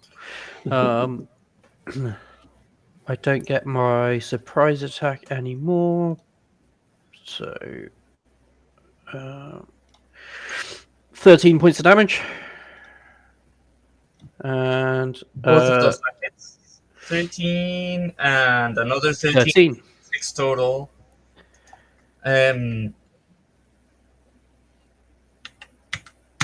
So between both of your hits, it starts crumbling. It is barely holding on to dear life at the moment. As much as I want to finish it off, I'm actually going to run away from it. I'm going to run over to our cat friend. Mm-hmm. So I'm assuming it's probably going to get attack of opportunity at that point. I don't think it's going to hit you, but it's definitely. Hey, it seems unlikely, but I figured they should let it have an opportunity. No. And now I'm going to punch the cat twice using my Hand of Healing Flurry of Blows. Oh, like, son of a bitch, that's how it works. That's how it works. I am I've gonna not seen push that the trope cat before. I mean, in a role-playing game. we're punching a cat, so I think it's probably a this sort of. And It's I'm more- just And just actually giving petting him it. 2 headpats. Kevin Two rolls headbutting, his yeah. sleeve, revealing the obsidian hand. So I heal him for 23 points of damage. That's basically setting him back up to full. Excellent. His fur is still a bit damaged. He doesn't seem too happy about it. He was a little scared to see you just go immediately for him and then very begrudgingly accepted your head pats simply because they healed him. Yes. You hear him very grumbled. Thank you. And then I will turn and face this Consent. weird approaching corpse and ready myself for dealing with that. Flying double Okay. spin kick into double head pat. Tom, I would like you to roll me the d10 for the damage Yes. from being in this. If you roll a 2, you just burn it to a crisp while it existing. Perfect. That's a 9. That's a nah. Just about enough. It had 2 Oh. HP left. Yeah, they're all taking it as well. If we're doing the same And this is rules. true. These ones have a little bit more HP than just 2. Yes. But yeah, they actually get to do things.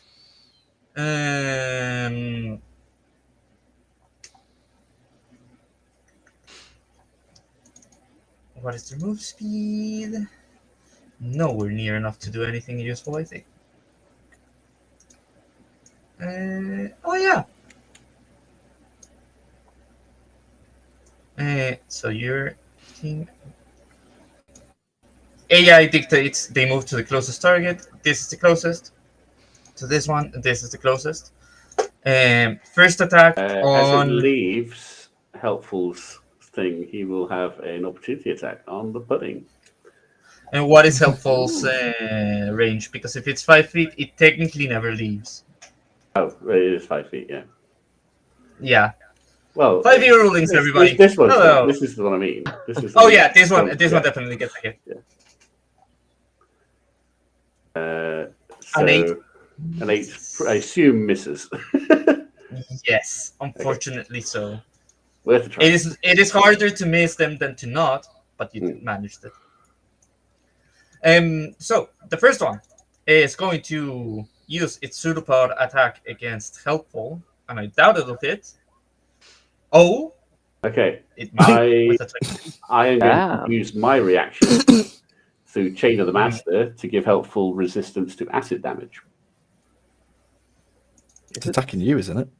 It's attacking friendship. Did I say? I thought you said Helpful? it's Helpful. Yeah, it's attacking Yeah, you. And then yeah. I slap said that. like sorry. This one doesn't have a. My bad. Okay, no problem. Yeah. Does a 20 hit to hit you? I assume yes. um, So okay, what will do then? you see this thing reach out to you, and you feel its acid burn into you as you take 4 points of bludgeoning and 19 acid.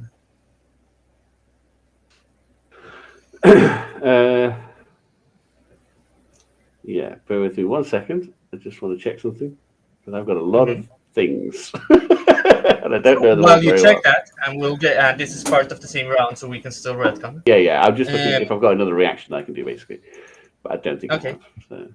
Okay, cool. Meanwhile, the second one will attack at the big fiery thing that's hurting it, and it doesn't realize that being near to the big fiery thing is what's hurting it. So I'm taking so- 23 altogether. Yeah. Yeah, 23. I don't think you have resistance to bludgeoning or acid. No. Okay. Does a 24 hit the elemental? It does indeed. I'm still in range, Okay. so be half. Yeah.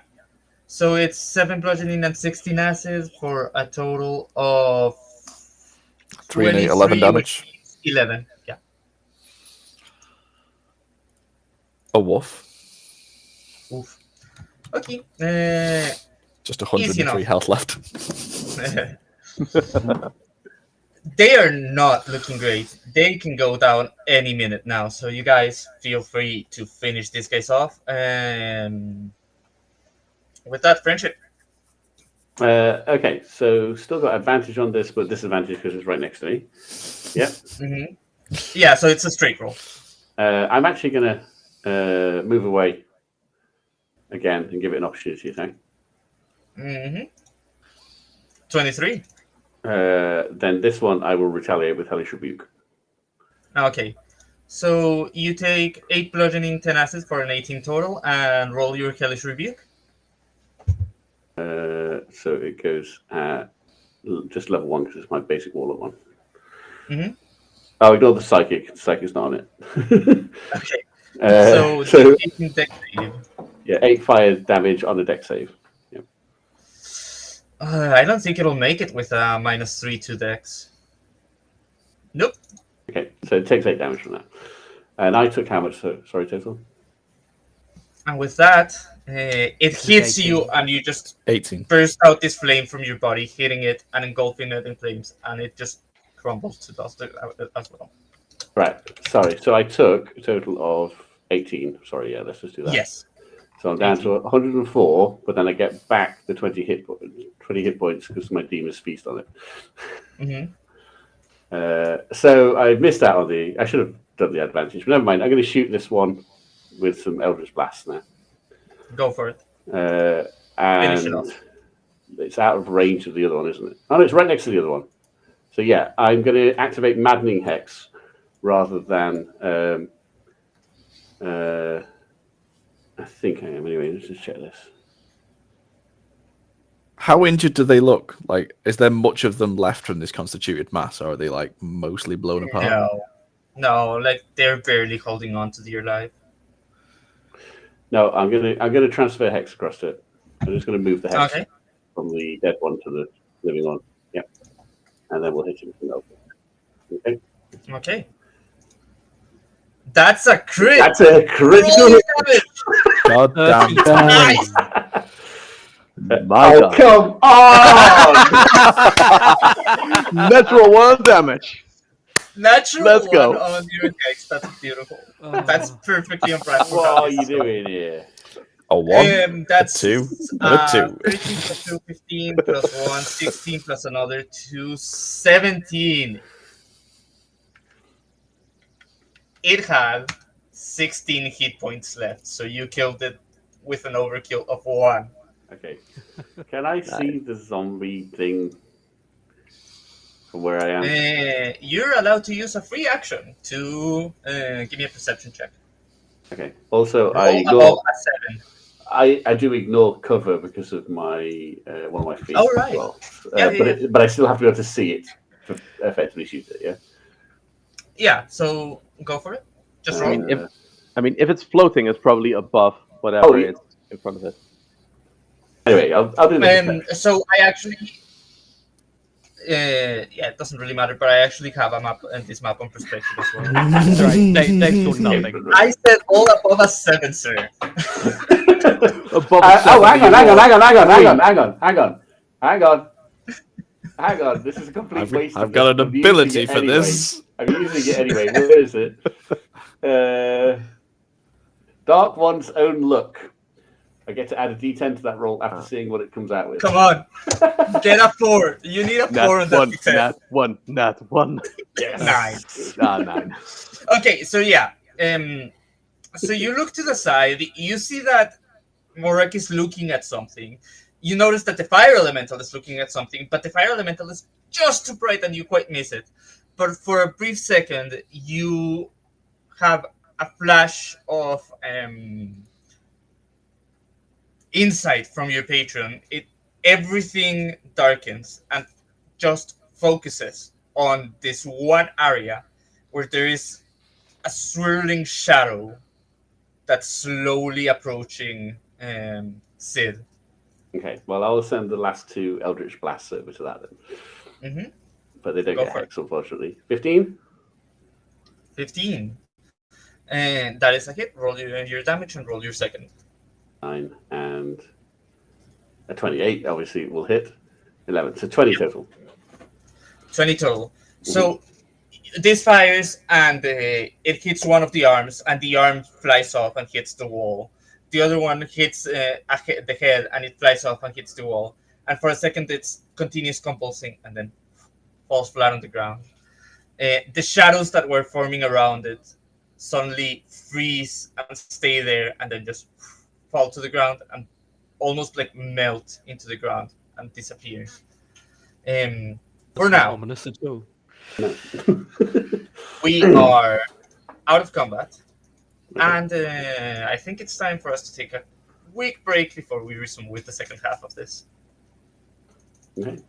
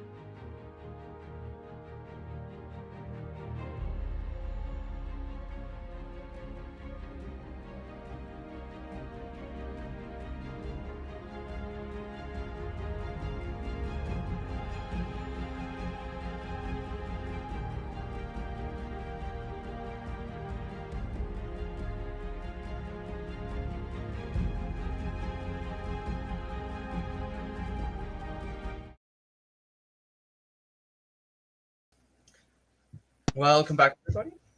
We've had a nice break. I hope everybody also had a nice break. We had a chance to go by and everything.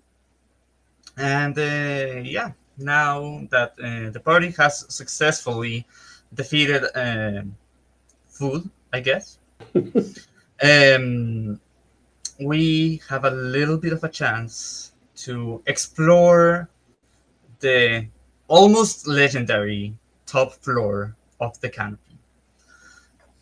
Um, Sid seems to be okay after getting punched back to health.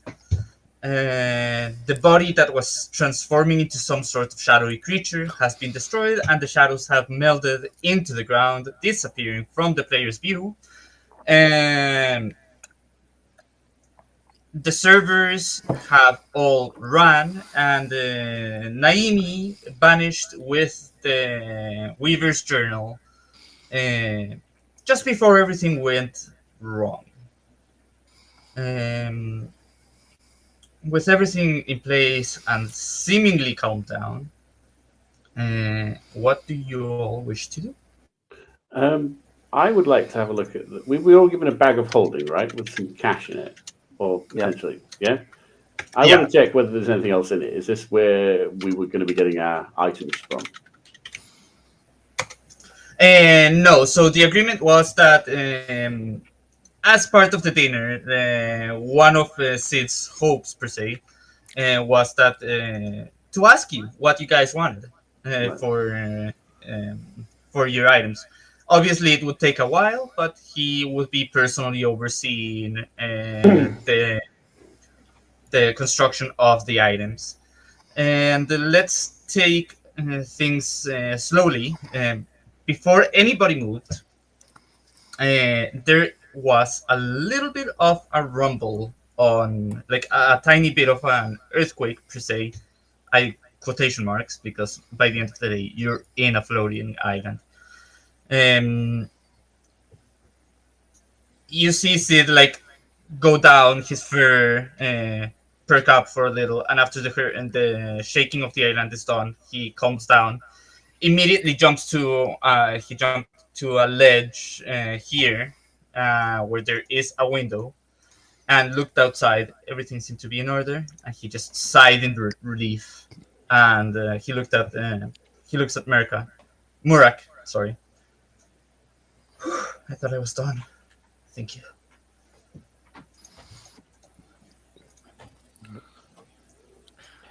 What was all that about? Like, do you know who they were or where that came from?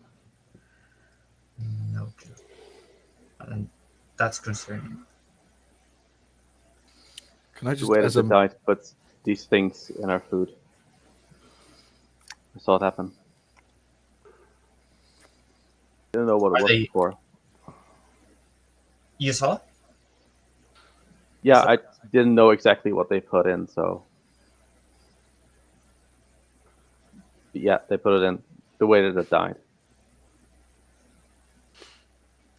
Sid very carefully, and almost like every step he takes, he looks back at Murak like, "Come, follow me." Sure. I'll go with him. Yeah, he's like, okay, very nervously moving, and eventually jumped up. And there's this gooey, like this perfectly fine food, just covered in black goo and dust from the things. He brushes aside and finds this black stone in the plate. Yeah, that's what they put in.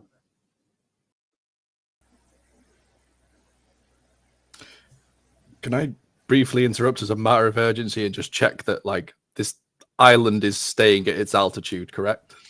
Good of you to go outside and check. Because like if there's other islands, like relative, does it look like we're approaching another island, even if it doesn't feel like we're moving? As of right now, yes, this island is moving downwards. It is not fast by any means. It should be going way faster. And give me a general intelligence check. That's not going to go well. Did Toast say anything before she did that? 17. She literally just goes and looks over the edge and then looks at stuff nearby and is just kind of measuring the distances between them and like seeing is the balcony moving relative to the stuff around it. Assuming it stays at the current speed, you think it'll hit the ground in about an hour and a half. Assuming it stays at the same speed. And she's just going to turn around and just like, sorry, apologies. She's just going to turn around in Primordial and say, Gary, sky's falling. We're falling. Yeah. What? The island's falling. The island It's is slow, falling. but it's falling. Okay, I switched to island's common. falling? The island is falling very slowly, but we're falling.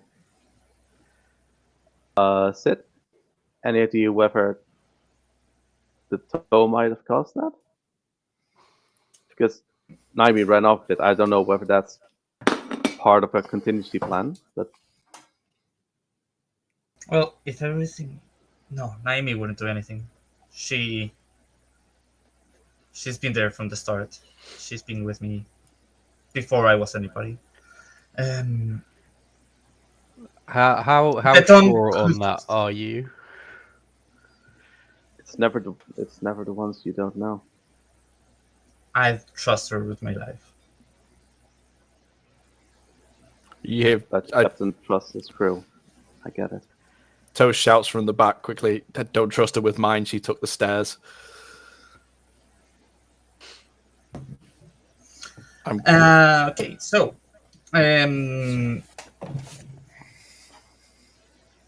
he pauses for a second. You see his tail once again wagging side to side as he thinks. Naini is headed, was headed when she left towards a safe location within the Magic Whiskers headquarters here in the city. My guess is that, and it doesn't take a brain as big as any of ours, to realize that whoever is after this wants the book. And we cannot let this happen. We We should need probably to, know where the book is if we're Yeah. going to protect it. it is with Naomi, so we need to either intercept and escort or do whatever. So we need to go. I fast. see that Toast is by the elevator. Toast wants to take a look at the elevator mechanism, see why she never took it. Okay. Sure thing. Give me investigation, perception, or one of those two. Investigation or perception, your preference. Maybe our artificer should have a look as well. 29. On a 29. Or not. The elevator is definitely busted. There is a part of the motor that is smoking, and you're 99.9% sure a motor like this does not smoke. You've seen stuff like this work before, and they never do. I know smoke. Yeah. And this is definitely something that was burned or damaged inside of it. As far as to go to what, you have no clue. The mechanism is very foreign to you. Just shouts back, elevator's probably on fire too. Is it because you're standing near it? No, different fire. Okay. I can't find the I'm- fire, I can find the smoke, but where there's smoke, there's fire. I'm going to start looking over the edges and see if we can jump off and then use our feather crackers to safely land for like You can- very quickly downward. You can 100% do that. Cool. And so, as you look out, what are you looking for? Are you just looking around? Are you using the telescope? Are you tell me all about it? Does my musket have a scope? Or something? Since you took sharpshooter, I don't see why not. We could use the scope as kind of the explanation Yeah. for it. Yeah, then I'll use my musket scope to very much look down, see Mhm. what's happening, see where's best to land. Yeah, so the island upon which the canopy is set is actually a rather small island. It's not got a lot of space. It's an island that has a small building on it, uh, aside to where there's like a small coop where they keep some items, as far as you're aware. You haven't never really been there to know. And the construction itself seems to grow larger. The base of the canopy is significantly smaller than this top floor. Um, you can, however, maneuver your way with a feather cracker to move towards. Can I see naming? And that will require a perception check, please. I was about to ask if I could use the telescope to look for. I was also going to. Oh, that's cool. Yeah. I was also going to see Can I if, get we can, if I can do the same as Hermit, basically. Yeah, you Can can I all do that. Can I do guidance on my one? If I'm purposely looking. Sure, why not? Okay. I'm going to toss guidance at Dave's character as well. So Murk is don't using need it. telescope. Akari I'm is using using guidance and my own stuff. personal scope. I How is friendship Don't going? need guidance. So I'm going to use Helpful's extreme vision, and I'm going to look through his eyes. So it's dark vision, 120 feet, superior dark vision. Okay, so give me Just a basically- perception check at advantage with helpful. You also have an extra D4 issue. It's D4 with guidance, isn't it? Yeah, guidance is a D4. So hang on, am I doing this as Helpful's vision or as my vision? Since you're using your familiar size, you're using your familiar stats. Okay. It's not much difference. So he doesn't have it on a skill, so it's just going to be a wisdom then. So there's the wisdom, and I'll add a D4 on top of that. Yeah. Nice. Not sure if that works, but there you go. Okay. So Helpful starts looking around, and it's hard to tell, but Helpful does notice, not too far off from the island where the canopy is set, there's this cloud of smoke just swirling around. Toast will also notice the. No, sorry. Murak will notice this, and Akari will also notice this. But also, you both notice an elemental ship that carries the Magic Whisker logo, which, by the way, is basically a cat smiling with its whiskers and a wizard hat. And this ship seems to be flying at a high speed towards the city. I'm gonna say, Akari,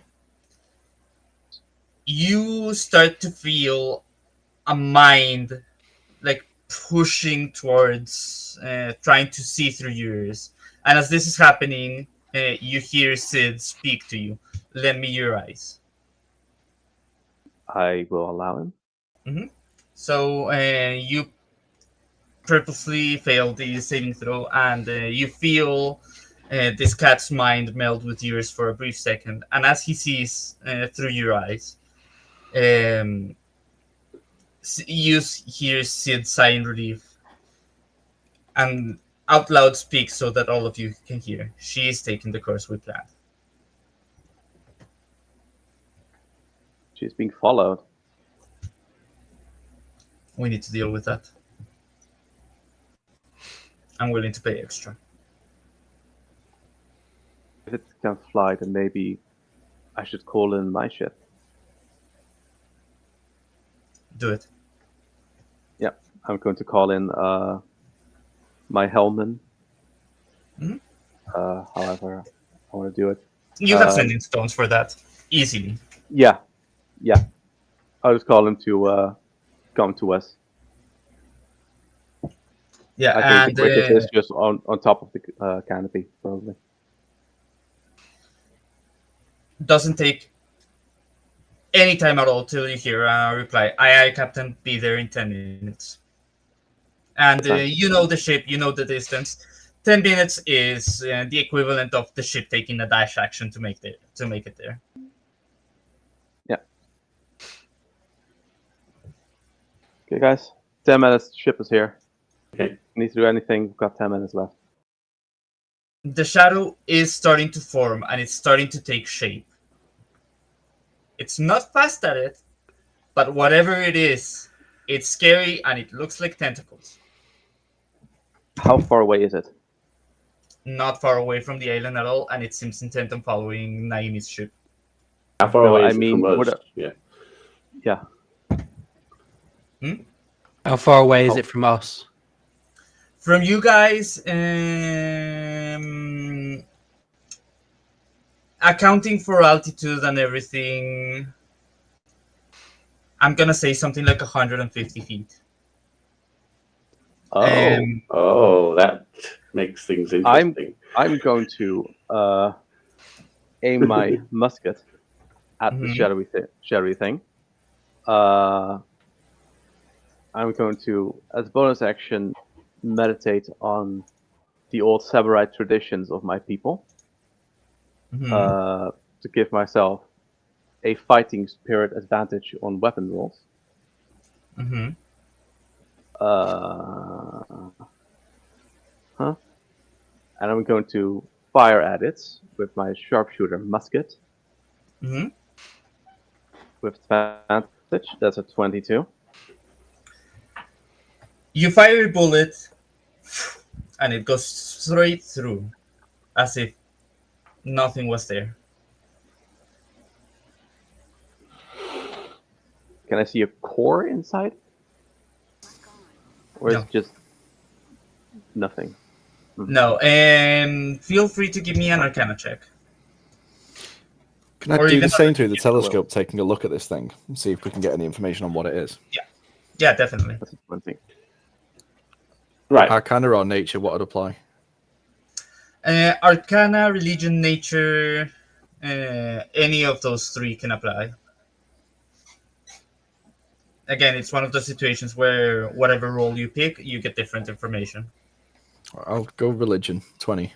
Not now. Okay, so 20 Arcana, 20 religion. yeah, from a religion, from an Arcana standpoint, you recognize that this is energy gathering at a certain point. Generally, this happens through some sort of summoning spell. Um, Whenever this happens, the energy itself, the weave that's being used to cause this, it's just magic. It doesn't have a form. It can't really be harmed itself.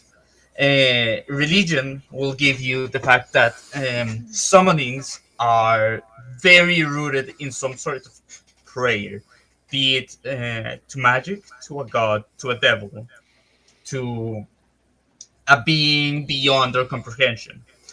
Um, you would know that the way to stop a summoning from happening is to figure out who is doing the summoning and interrupt their uh, ritual. What's the name of our boss? The boss, the cat, is Sidonius Reginald III, Master Sid for short, or just Sid for you because you're friends. Would I know if he speaks primordial? As far as you are aware, and since you have worked with him, he has replied to you. He knows your language perfectly well. Where is he at the moment? Is he at the table? He is currently investigating the. He was investigating the rock, but the moment you guys said he was falling and the island was falling, he immediately started thinking of planning an escape route. He is within reach if you want to speak to him. I just turn around and still in language just go, Sid, where's the key? Like I know it's not going to be kept near the book, but tell me it wasn't close enough that she could have got it if she was to do something with the book. No. She doesn't know where the key is. So that cloud, someone's summoning something. Would the summoner perhaps know? Because we need to find that summoner. Because Right. obviously the summoner knows about the book.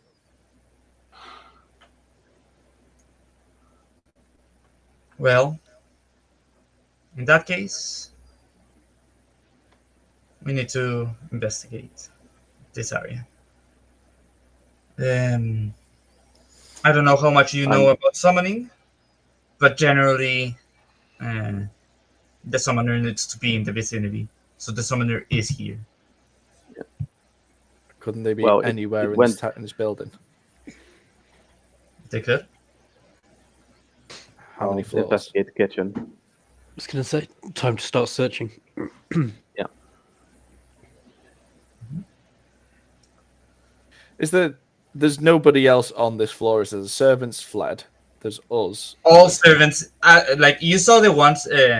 Well, Akari saw the one servant like drop the rocks on the food, and as soon as things started going south, every single servant panicked and left. And they all took the stairs because obviously the elevator's not working. Mm-hmm. Or did someone take the elevator? Do we Give me a perception or history check.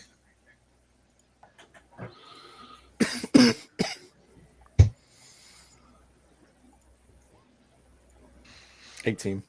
Anybody else want to do that? Yeah. Perception. Anybody who wants can do this. To see where people went, yeah? Okay, I'll do perception. I'm not particularly that great with it. To history. We got 16. 22. Okay, so Toast, Murak, and Akari. Sorry, friendship.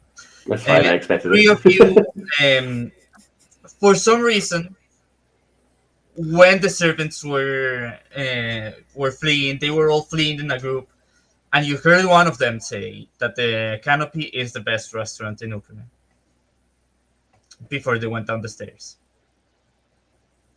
One of them just randomly said the Canopy is the best restaurant. In Ukraine. Before they went down the stairs. Yes, and Akari, through that history check, Naimi said that very same phrase when you were going up the stairs. Yeah. Some sort of password. Or Sounds like Or a magical password, yeah. activation. I mean, we're not. If someone's going to investigate down the stairs, that's the passphrase.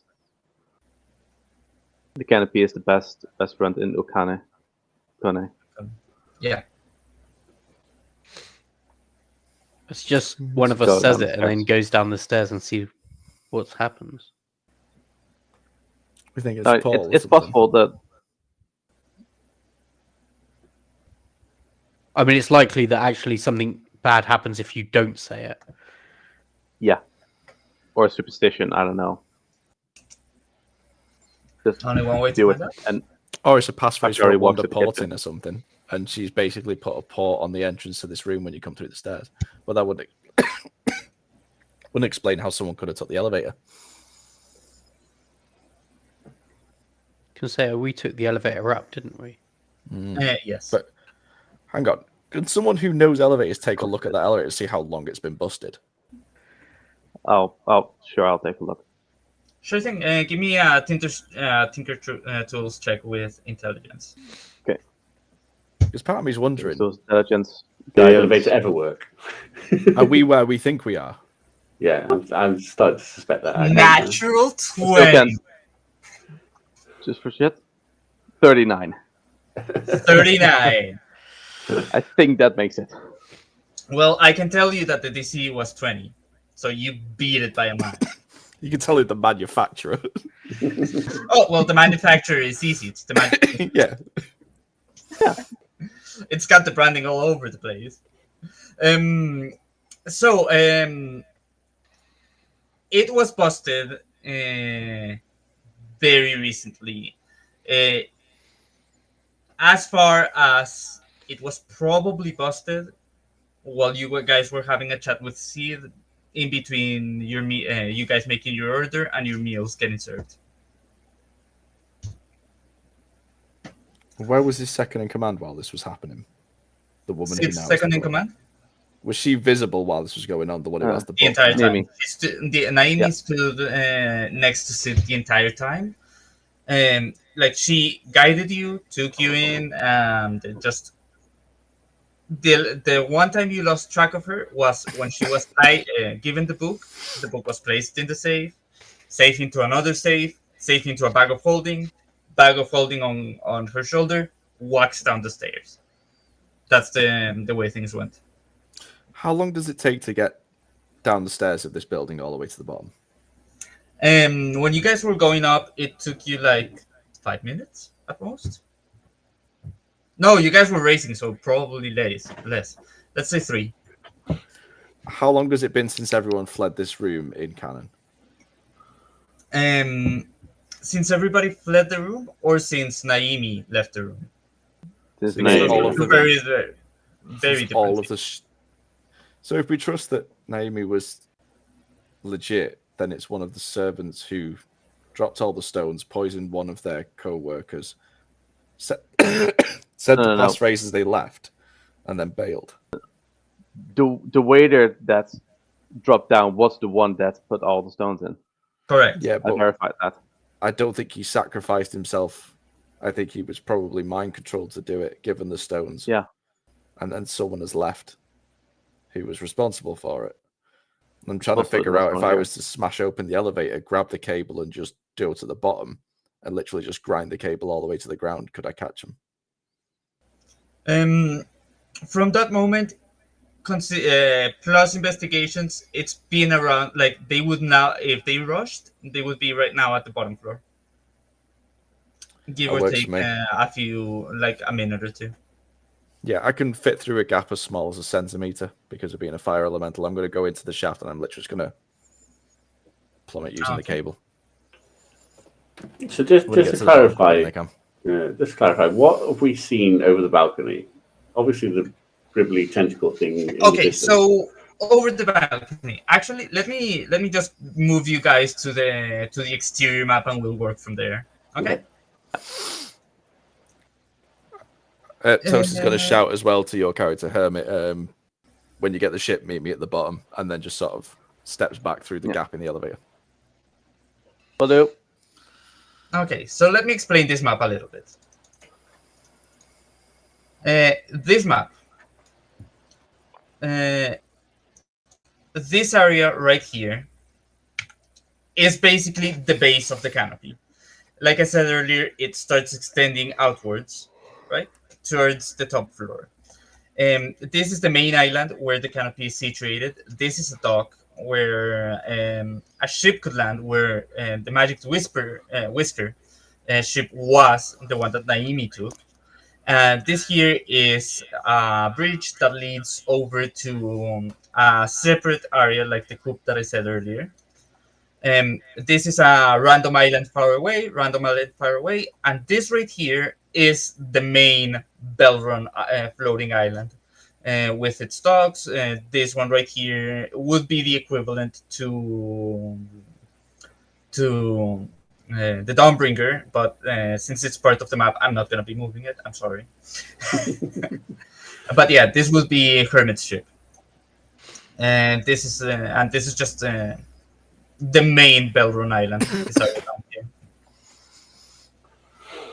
And the shadow itself.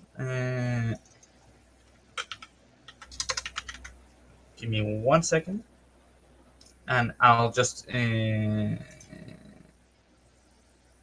use a random fire icon. Sorry. Would be forming somewhere around like here. Imagine this, but instead of like yellows and oranges, it's grays and blacks. Is it also that big? Yeah, it is that big. Oh shit. Big old motherfuckers are getting summoned. Yeah. For a little bit more context, the stairs are right here, and the elevator arrives here-ish. Yeah, I'm going to plummet to the bottom. I'm going to crack the clay coin at the last possible second. Mm-hmm. I'm Give me gonna a wisdom saving throw. Similar. jump off the balcony. Yes, likewise. Wisdom saving throw? Yeah, this is just to know how brave you are before you crack the coin. Oh, dumb as a bag of rocks is the answer. But like Yeah, how long before you chicken out? Pretty 17. good. Okay. And anybody else who jumps and uses the coin can do this. Same. So I'm doing what the is same. it doing? I'm not going to use the coin. I'm just using my monk slow fall.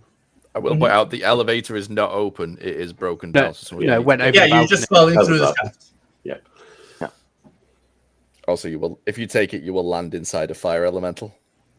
Putting that out They there. they can jump off the balcony and then Yeah. orient themselves into slow fall towards the island. And landing help inside will be another flying character. down with me. Just normally. What is Sid doing, by the way? Sid is currently pacing around, like trying to figure out how are we gonna fix this. Are you staying with Sid? Are you picking him up?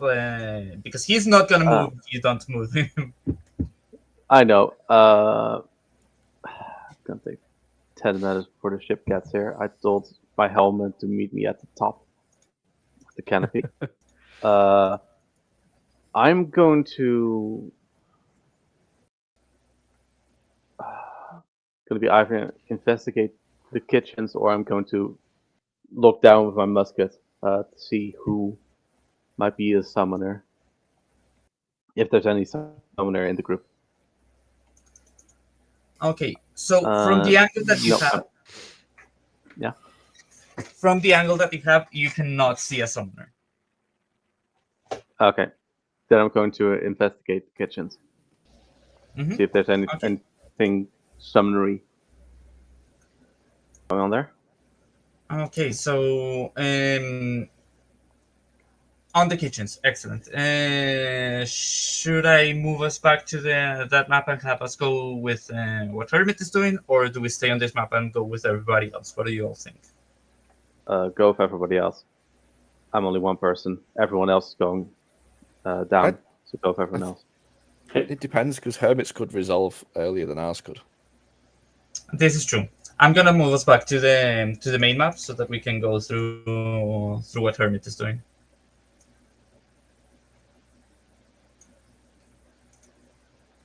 Okay.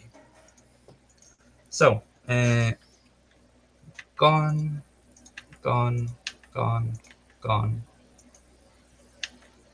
Okay, so you arrive at the kitchens.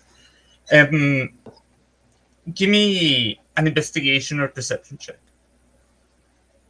Investigation 27. 27. So the first thing you do is, upon arriving to the kitchen, is you start looking around and you notice several tables with each focused on a different kind of thing. You see one table with its own utensils, not a single piece of meat at all anywhere near it, just all sorts of fruits and vegetables all cut up perfectly nice. Everything set up for our friend Toast. And there's another table that has everything set up to make the meal that you ordered, and another one for Hermit, for Friendship, and another one for Murak, and another one for Sid. Every one of you, as you start looking into this, realize that you had a cook that was dedicated to you. The ingredients all seem top-notch quality. But you do notice as you reach one of the other tables that there is some dust.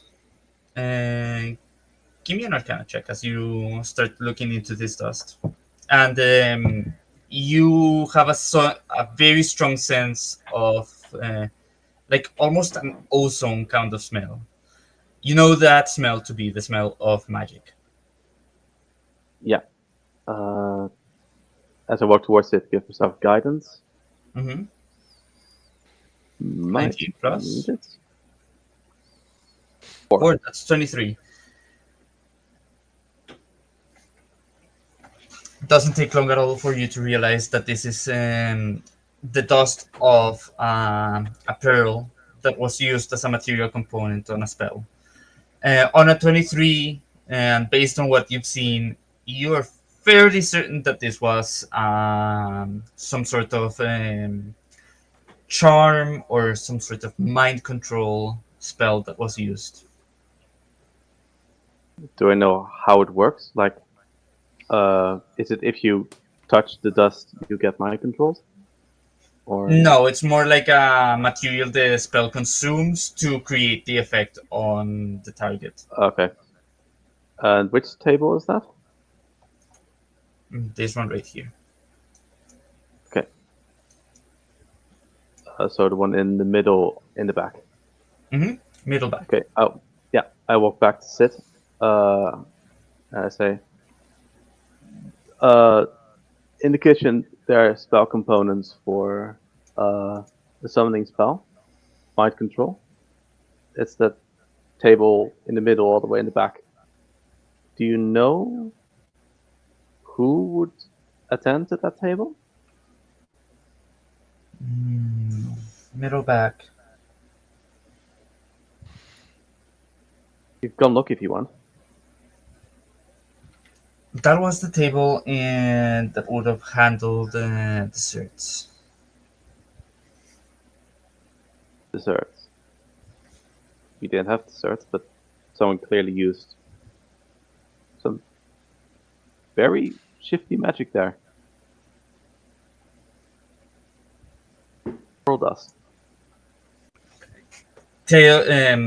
The tail on Sid's back just curls up to just kind of like stroke his chin as he thinks. Well, if there was an infiltrator, that would be their position. Makes sense. They didn't have to do anything.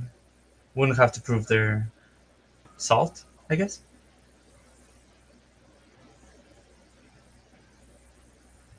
Can't be. To work at the top floor, you have to be working here for years. Some people never even make it. This doesn't make sense.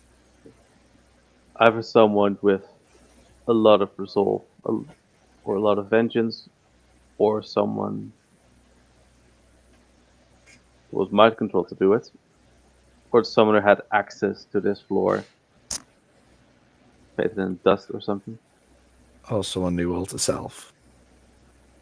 I was going to say, that's Magic. That's a very simple trick, that one. That was going to be my last one. Yeah. There are ways to disguise yourself or alter yourself. You should know this. Yeah, but it's still to even gain access to this floor, you have to be as a staff member, you have to be here for years. And the fees to afford this, I know this sounds like bragging, but this is not the situation. Most people cannot afford this floor. It doesn't. I know, but the summoner could have just kidnapped someone who works at the top floor, imitated them, and taken their identity. They'd have to do more. They'd have to pay the 7.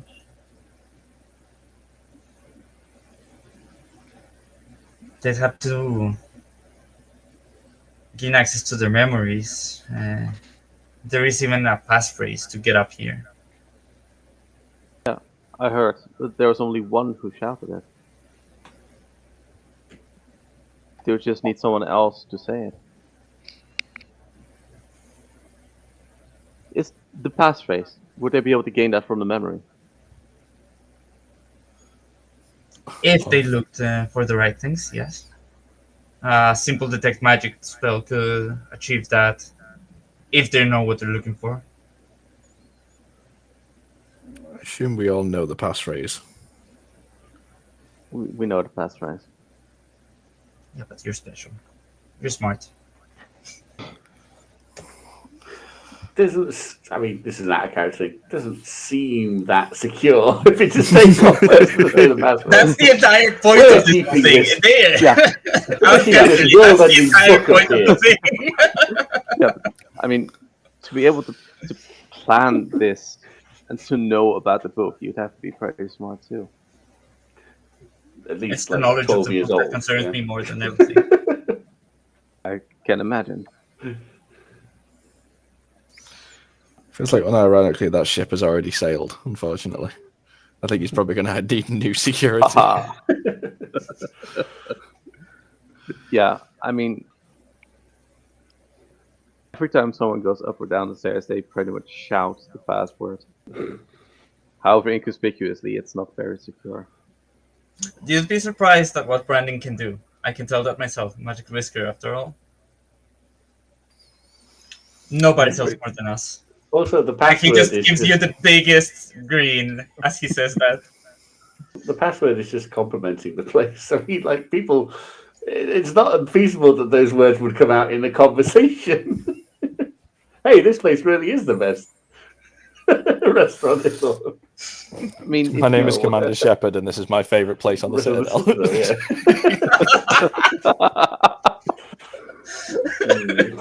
I mean, as long as you say it enough times, people are going to repeat the phrase, Yeah. even if they There's a don't know catch. it's the password. There's a Yeah. catch.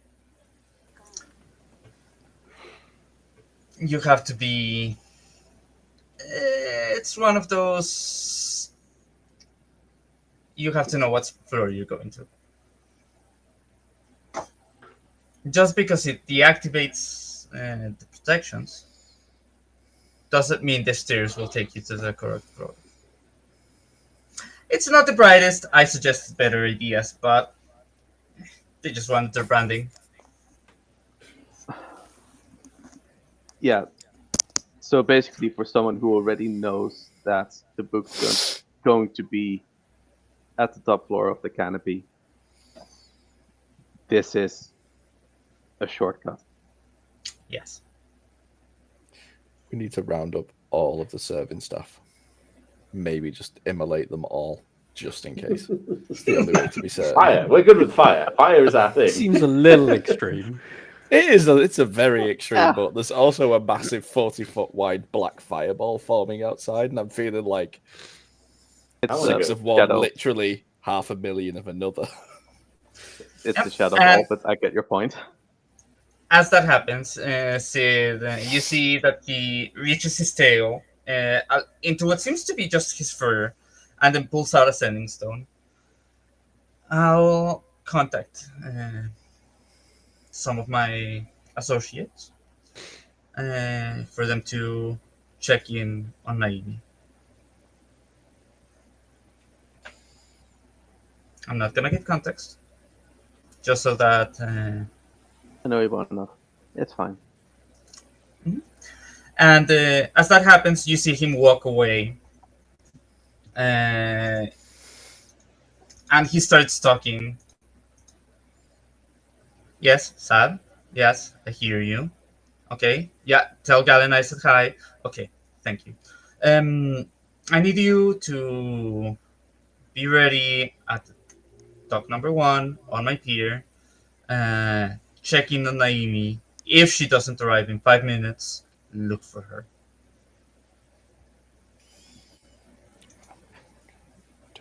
Couple seconds pass. He goes back to you. They're handling it. Splendid. Is there anything else we can do here? We need to do here, you feel? We need to stop the summoning. Yeah, that's kind of the point. We know where it was most likely summoned. We don't know the summoner. I think the others jumped off to intercept the servants, the cooks. I know you refer to them. Mhm. So they should be dealing with that right now, Mm-hmm. as we speak. What will you do? I told my helmet to fly to the top of the canopy. So you'll be waiting here? Yes, I'll be waiting here, investigating here until the Dawnbringer arrives. Perfect. Then we'll pick the other guys up. What will you do? You see that his tail reaches again into his fur and then brings out a piece of chalk. I need to figure out some things back in my headquarters. And you see he starts drawing a few like circles and arcane runes. And as that happens, he suddenly glows bright and then vanishes into this teleportation circle that just disintegrates as he does the. Rotation. Neat. Tidy. Tidy. I'm probably going to make a mistake and use detect magic. Mm-hmm.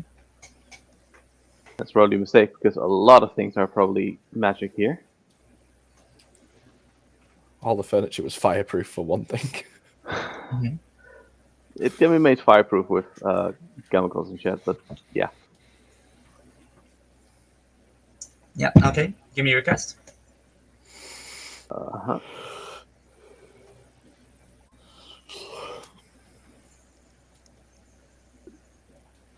Okay. So you cast your detect magic, and yes, immediately the auras of the different spells that are covering this place just blind you. Give me a wisdom saving throw, since that's Yeah. what perception is based off. Yeah. It's just wisdom saving throw, okay. 12. 12. It's hard. It's very hard. You see a lot of transmutation magic. You see a lot of conjuration. Um, there's a little bit of everything. Just that suddenly starts explaining how the meals were made so perfect. However, Yeah. on that particular table, you notice a very strong sense of necromancy. Is it coming from the stones? And the stones are on the plates on your food. So if you were to look at them, they are definitely of necromantic origin. Are they the source of the necromancy that I see, or is there something else? On a 12, it's very hard to tell. You know that there's residual magic. Like if a spell was cast here, but the effect happened here, there's a residual effect here, but a big concentration here. Hmm. Is it I'm just going the to- head that I used? Probably doesn't I'm help. going to. Would I be able to pick up the stone just without anything? You can certainly try. And I'm going to try and walk around and trace where. Trace basically the link where there's more necrotic energy. If I need to go downstairs, I will go downstairs, taking the Okay. fast train. As you pick up a stone, I need you to give me a Constitution saving throw at disadvantage. Of course. 27 and 27. Okay, so as you pick up the stone, you feel every single negative emotion within you start to swell up and just grow. Every single bit of self-doubt that you've ever had, like, no, I could have done this differently. I could have been better. You take a few seconds, you breathe. This is not me. This is the stone that's planting these doubts on me. And very slowly and very hard, difficultly, you start losing the grip that you had. It was tight for a few seconds. You are unaffected, and as you pick it up, you can somewhat use it to guide you downstairs. Okay, I'll say the passphrase. The canopy is the best restaurant in Ukone and go downstairs to the next floor. Mhm. The It previous floor. continues guiding you downstairs and downstairs and downstairs. And eventually you will reach the ground floor. Point at which we go back to the big map. And okay, so I am going to say that this took about 5-ish minutes. What Huh? is sorry, toast, not torch? Toast, friendship, and and Murak doing as they arrive to the ground floor. Um, Murak and friendship, if you used a stone or nothing at all, you can land yourselves at the entrance here. Okay. Um, Let's put this on. Then. Good. Toast, you can land yourself next to this statue. When we got to the bottom, did we beat the staff to the bottom? That's the question, isn't it? Is there anybody here? Are we here first? What's going on? Okay, that is a very important question. So, as you make your way downstairs, the staff is, at least the ones from the top floor, they are very much on arriving at a similar time.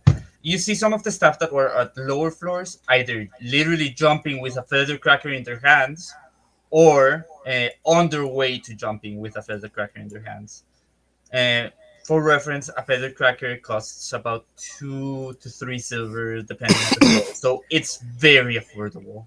So when you say jumping, are they jumping off the island? Literally jumping off the island. Okay. Right.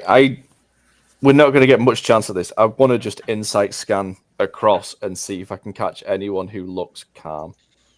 Okay. Yeah, definitely do that. 19. 22. Disadvantage because amount of people. Still, a 19 is a 19. fairly good roll.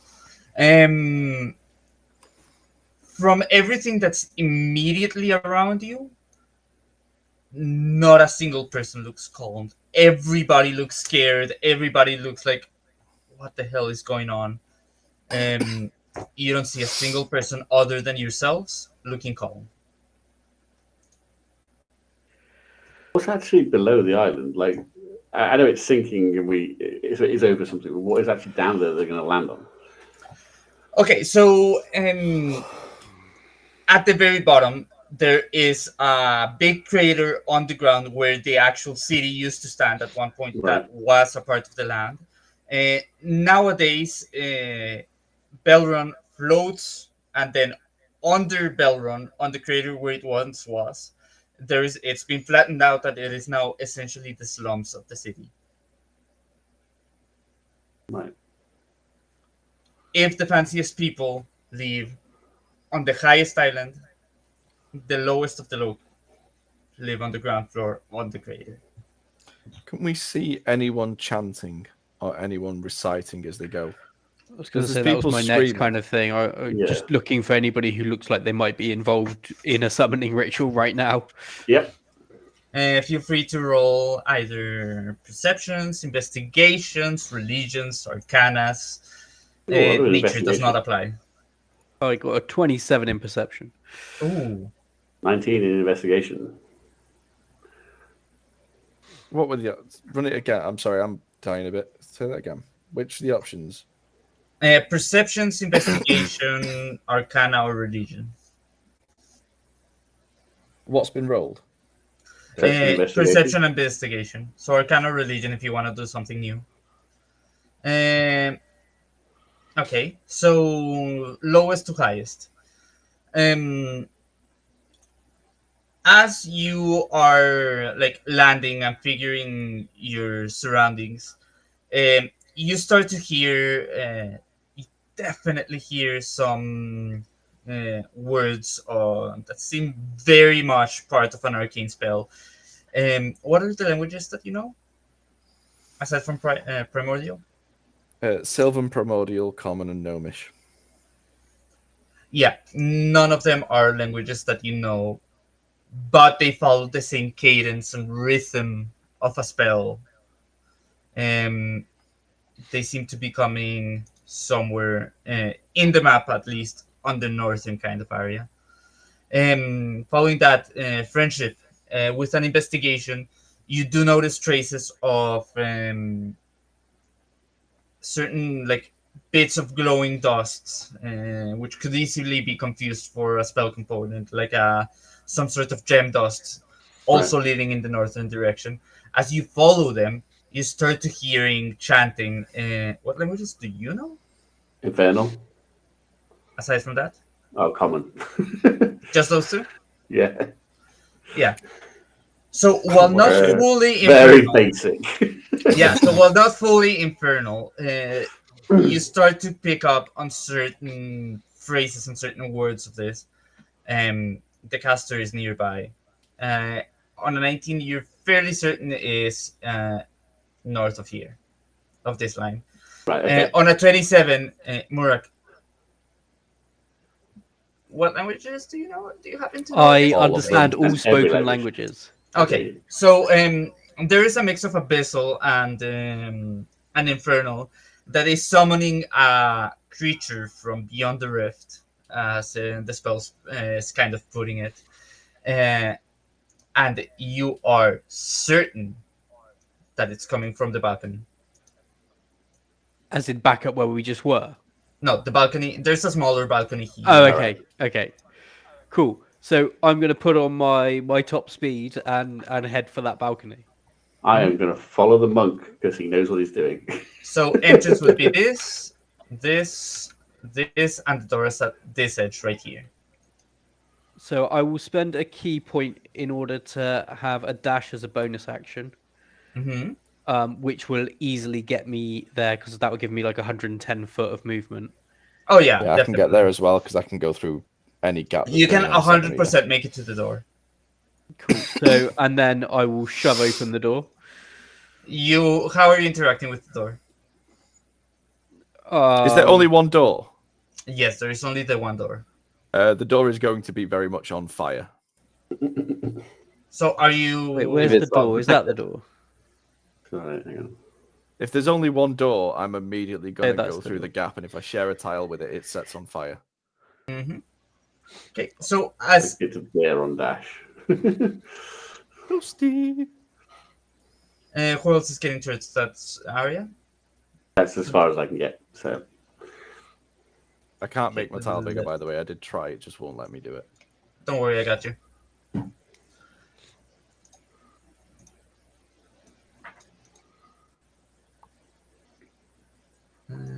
If Roll20 lets me. Sorry about that. It won't There let we me go. either. It was just being done.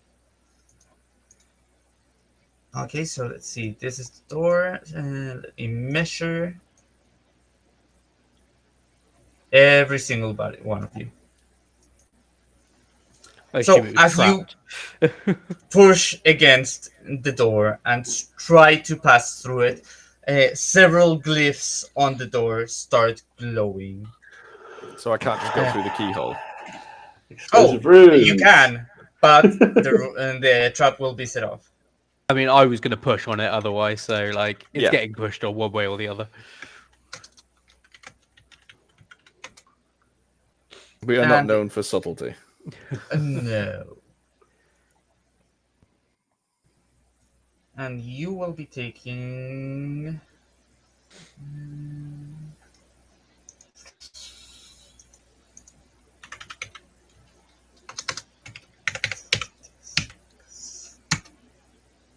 Ooh. 48 points of ice damage. Is Do there we any get to saving make any throws or kind of anything? save? Yes, give me a DC 22 dexterity saving throw. I have advantage. Half on it as damage well. if you pass. Your rage has fallen off as a round has passed before without taking or dealing damage. So is that all of us? Yeah. Every single one of you, including helpful. Okay. Makes it, breaks it. Except me. So I've made a 22 dex save and I have evasion, which means I take no damage instead. Amazing. Love it. So helpful's already got resistance to cold damage, so he takes only 24 of that. Correct. but he doesn't have 24 hit points. Dead anyway. He gone. I'm taking the entire damage. Actually, 1 second. I can do something like that, like dive in front of him. I think it's just giving resistance. So if I want to do it, yeah, it's just resistance. Never mind. Yeah, he's dead. Helpful is gone. I am so sorry, Helpful. You will be resummoned at a later point in time. Yes. I will take 48. Yeah. 48 if you take max damage. 24 if you take half. Do I have to roll? Oh, it's a dex saving throw, is it? Yeah, okay. DC 22. I mean, there we go. Right. We saw that happening, right?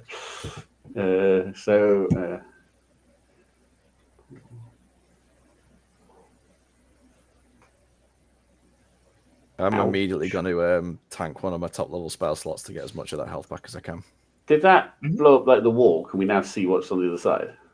It definitely blew out the door and part of the wall. As you look there is a tiger-looking figure with upside-down hands, so kind of like this, casting a spell. And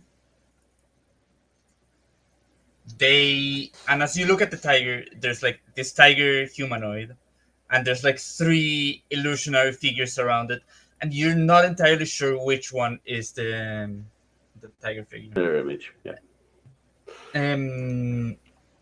Yeah, definitely a mirror image. And anybody who wants can give me an Arcana check or a history check or a religion check. Anyone who rolls above a 16 would recognize this to be a Rakshasa. All right. Okay. Yeah. I expected that was what it was, but yeah. Sure. Apparently, I know this. Of all the things I know, this is the thing that I know. You've probably faced one before by this point. Not entirely sure how successful you were in it, but you have heard of Rakshasa. You know that they are basically a spellcaster's worst nightmare. Yep. You know that they are fierce warriors and incredibly resilient to magic. Hang on a second. You've just reminded me of something. I have. It's helpful now to come back. No, helpful's dead. I can't do anything for him, unfortunately. But I get advantage against. I'm not sorry. I get advantage of saving throws against spells. So is that explosion basically a spell? It is. It is basically a modified glyph of wording, Okay. so you can give me another roll, another Okay. dex save.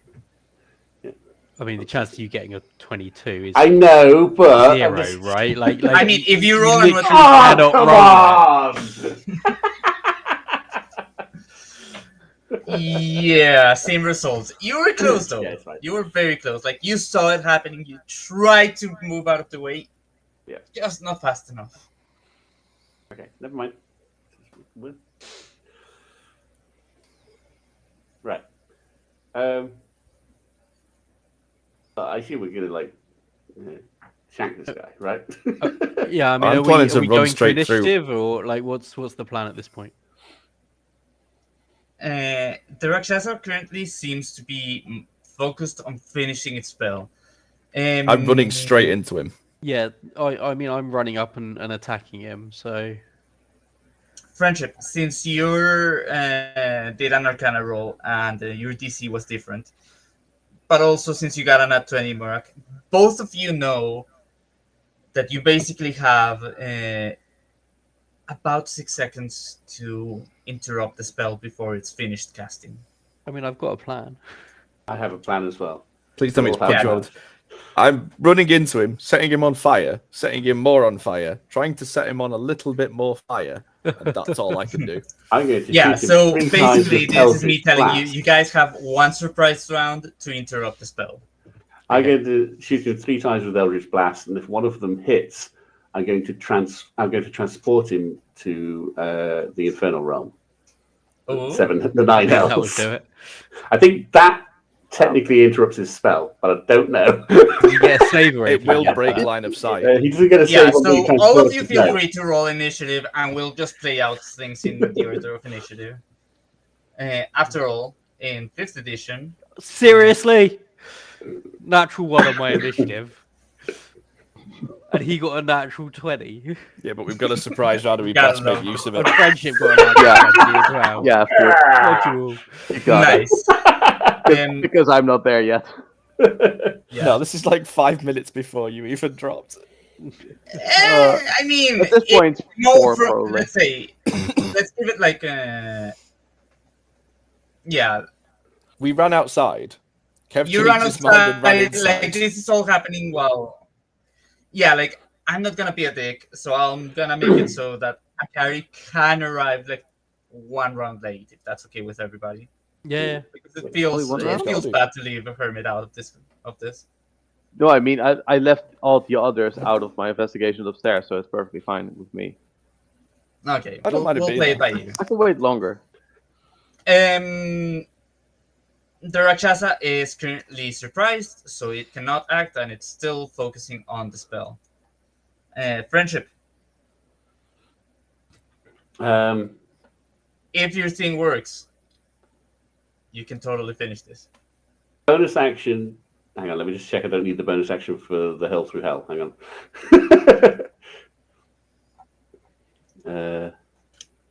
Where are you? Do surprise no, it's just rounds an have to addition. be done in order of initiative? Yes, the only thing that surprised too, because it's not a round, it's a condition that the bad guy gets. And essentially being surprised means you skip your turn. And you Bonus ac- have disadvantage on things thrown at you. Bonus action, transfer hex to him. Targeting intelligence again, because it's the best choice. First Eldritch Blast. Mm-hmm. Nat 20.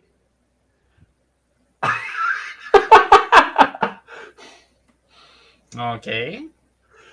Does that hit it? That's not a nat 20, that's a 19. Oh, sorry, I looked at my initiative. For some reason, I saw my initiative as the roll. Ignore that. I mean, the initiative 19. is a different roll. 19. I don't know if the 19 hits. That's me being 19 does indeed hit, just barely. Right. Does it get past the mirror image? Let me double check a thing real quick. Mirror image is weird in this, isn't it? Because it gives bonus AC, and then each time somebody hits it, loses one of the mirror images. Exactly. So let me just double check that one more time because I think it still hits. They're kind of monk-ish stats, aren't they? So they're usually like a 16 to 18 AC. It could go either way. I thought it was like a percentage chance after you've hit. Percentage chance it was one of the other images. Give me okay. Each time What's the other? roll a d20. Roll d20. Give me a separate straight d20. Okay. So you fire your first Eldritch Blast with that natural one. It hits one of the mirror images and it vanishes. Okay. Well, then I've got 2 more of these. Let's see whether we can carry Go this. for it. 18. And that would hit. Roll another straight d20. You need to roll above an 8. Natural 2. We're getting better. Those watching at home, that's a 1 and a 2. Right. Well, there's the damage So for it. your nonetheless. second Eldritch Blast hits another, and the mirror image disappears. It's got 1 mirror image left. And you have 1 more Eldritch Blast to go. It's a hit again. Number 18. And 18 does hit. Roll another straight d20. You need to roll above. Hey. That's Hey, Right. you So- hit it. Okay. He takes the 12 damage from the Eldritch Blast, Mhm. and then Does he need to do a concentration save if he's doing a ritual cast? he won't need I mean, to. Yeah, Right, you won't if he's- have if he- a If this line of succeeds, sight anymore. What? This is not a test for it. It's just added on to a successful hit. So once per long you- rest. Okay. Can you Hell through output the hell. thing, please? Yes, I will do that. So 14th level, blah, blah. Creature disappears, hurls through a nightmarish landscape. At the end of your next turn, the target returns to the space it previously occupied on the nearest unoccupied space. If the target is not a fiend, it takes 10d10 psychic damage as it reels from its horrific experience.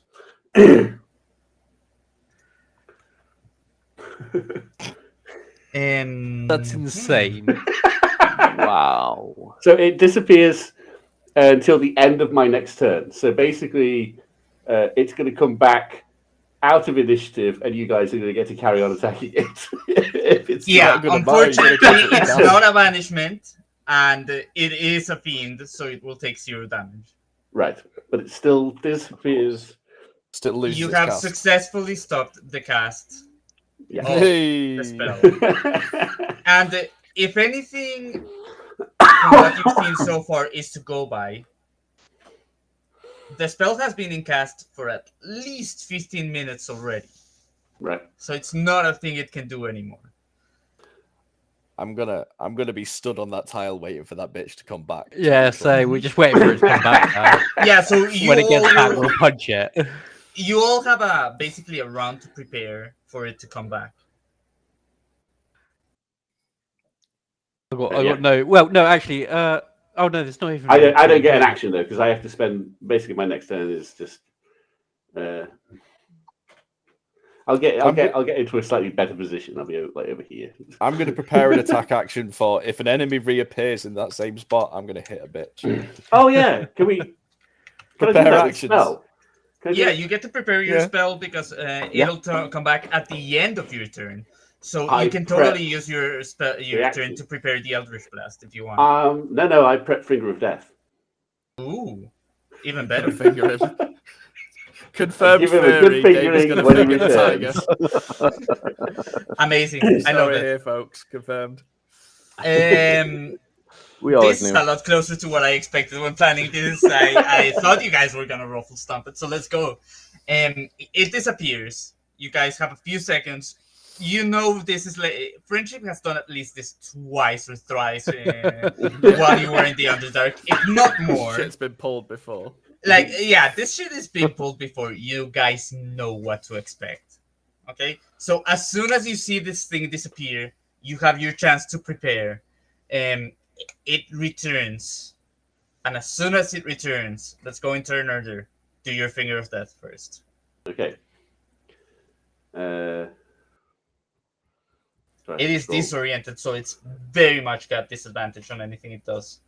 It'll need to make saving throws, so if that's affecting it, then it has disadvantage on that.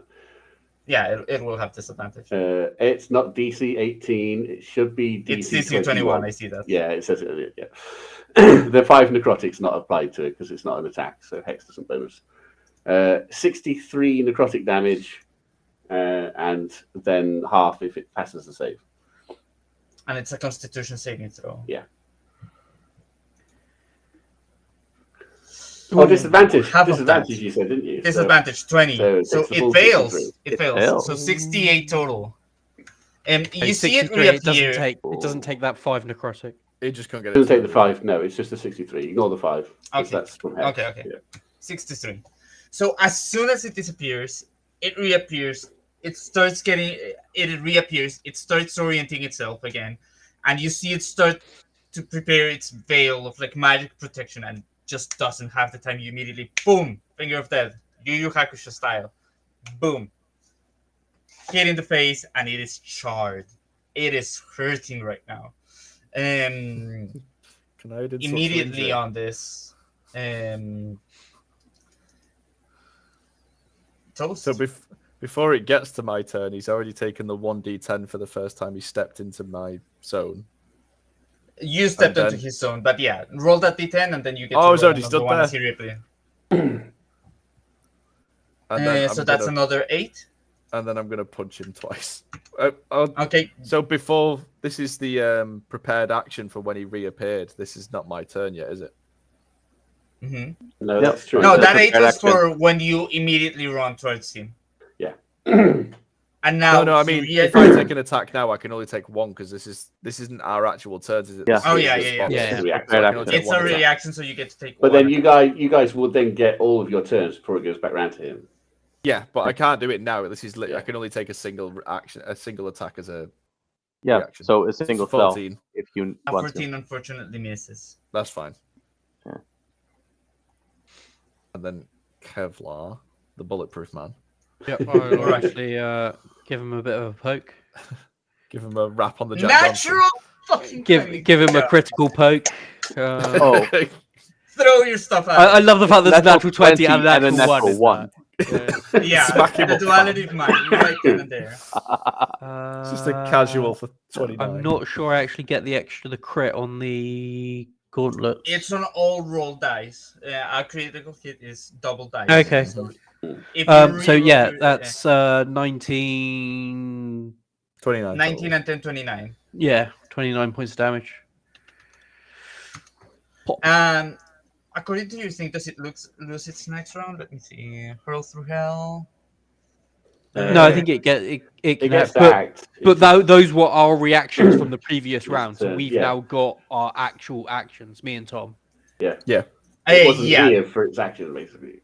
yeah. So now, Tom, you get your action. It doesn't So- seem like For a it did full double moment damage. of Where Well, have I gone? Someone just deleted me by accident. It wasn't me because I was said. The slight problem with that is it had my health on it. Oh, you don't need help. Honestly, with this level of bullying, I doubt it will be able to do anything before If it's linked to it your character matters. sheet, Tom, it should still have changed it on your character sheet. Yeah, I don't know if it. Oh, it's the linked. elemental health, you mean? Yeah. Yeah. Okay. I'm gonna literally. I'm not Yeah. gonna leave his range, but I'm going to take a step away, step back in because I'm petty and I want 1d10 damage. And So then I'm you're gonna trying to make- pull off Baldur's Gate rulings here. I literally Are you step doing- back are and you just gonna be shoulder like charge that? him. I'm just gonna shoulder charge him, and then I'm gonna go for my 2 attacks. Sure, why not? 25. Definitely hits. Right, I'm just gonna see if the other one hits, and then we'll roll damage. And a 20. Barely hits, but yes. Right, so it would be. Rocky, can you get down, buddy? You're in the way. Thank you.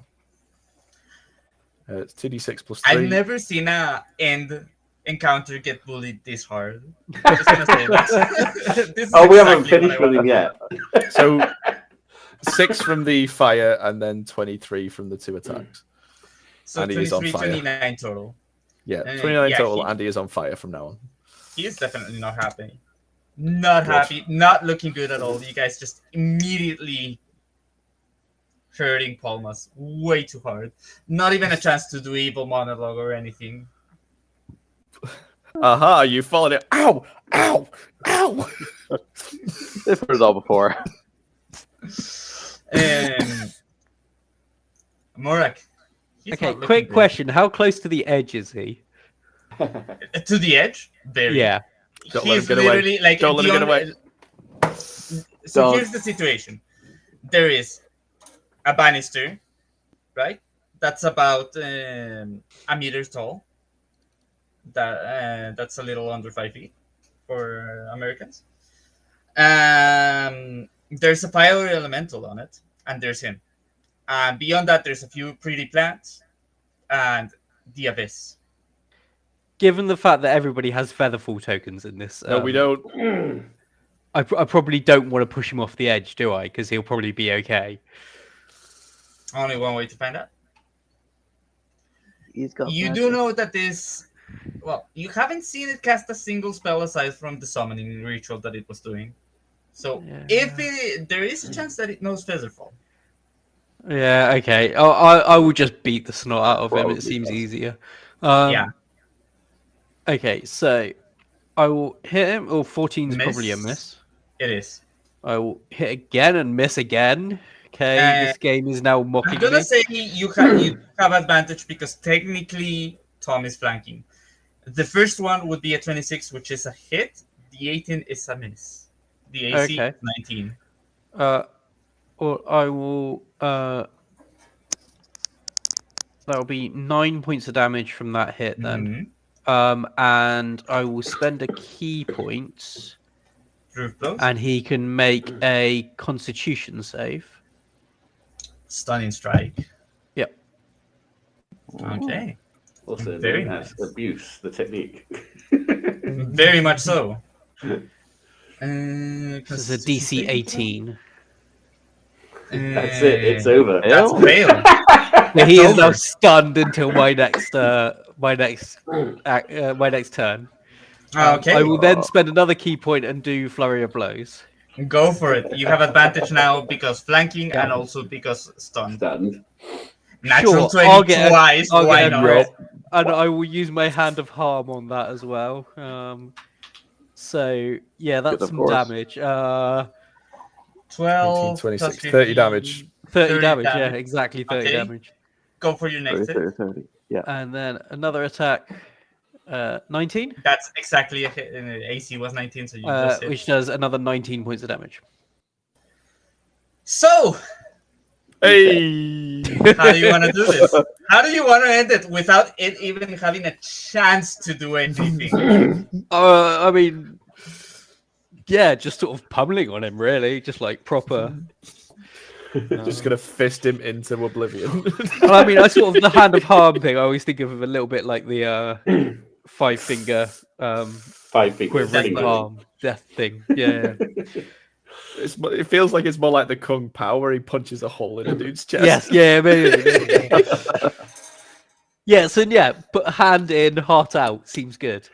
Okay, so immediately the way this whole situation plays out is that you guys all explode in this icy like fireball but made of ice. Immediately you all go in. First the elemental goes in and just burns it a little bit.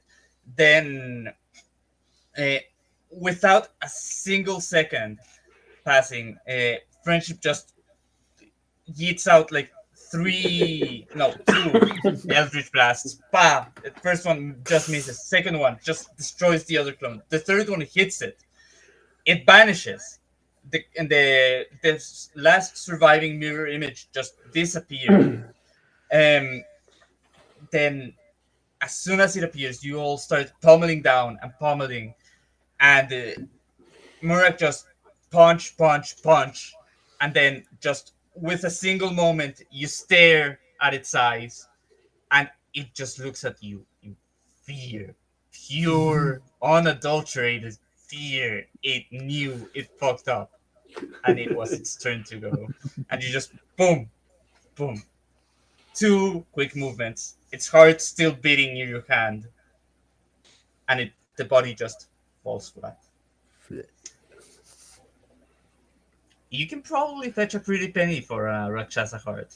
Certain alchemists and probably more than a few wizards will give you a fair amount of money for it. And with the speed and efficiency at which you guys did this, it is in pristine shape.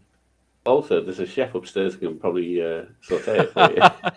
If you want, I can probably make The new drink. There's also an artificer. Yeah. Like, Who's just wandering in now, be like, you guys are right. Yeah, so as this whole thing finishes, Akari just shows up down the stairs with Sid just chilling on Akari's shoulder, because why not? it's just popped back in to have a look. Yeah, and everything just full on calm. And Sid just brings a paw to his ear. And then you all hear a sigh of relief. Naomi just got back to me. She is safe. The book is safe.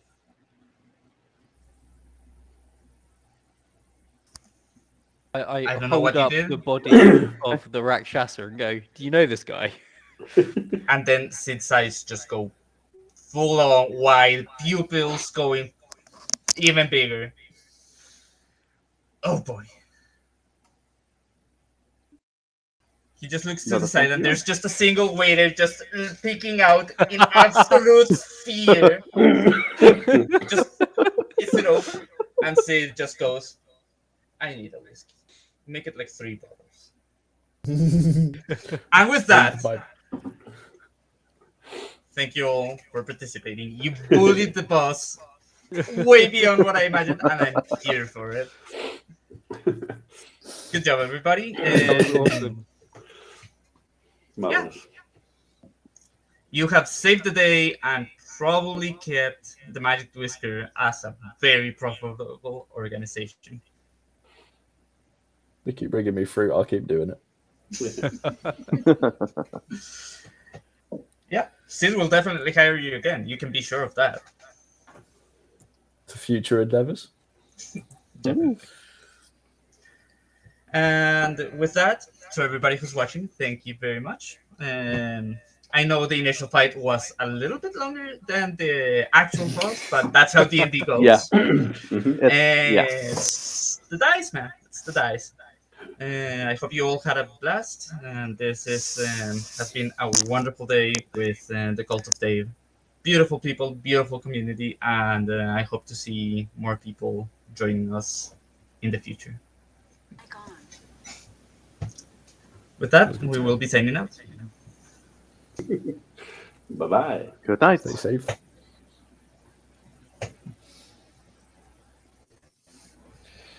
Let's go get that barrel of cider.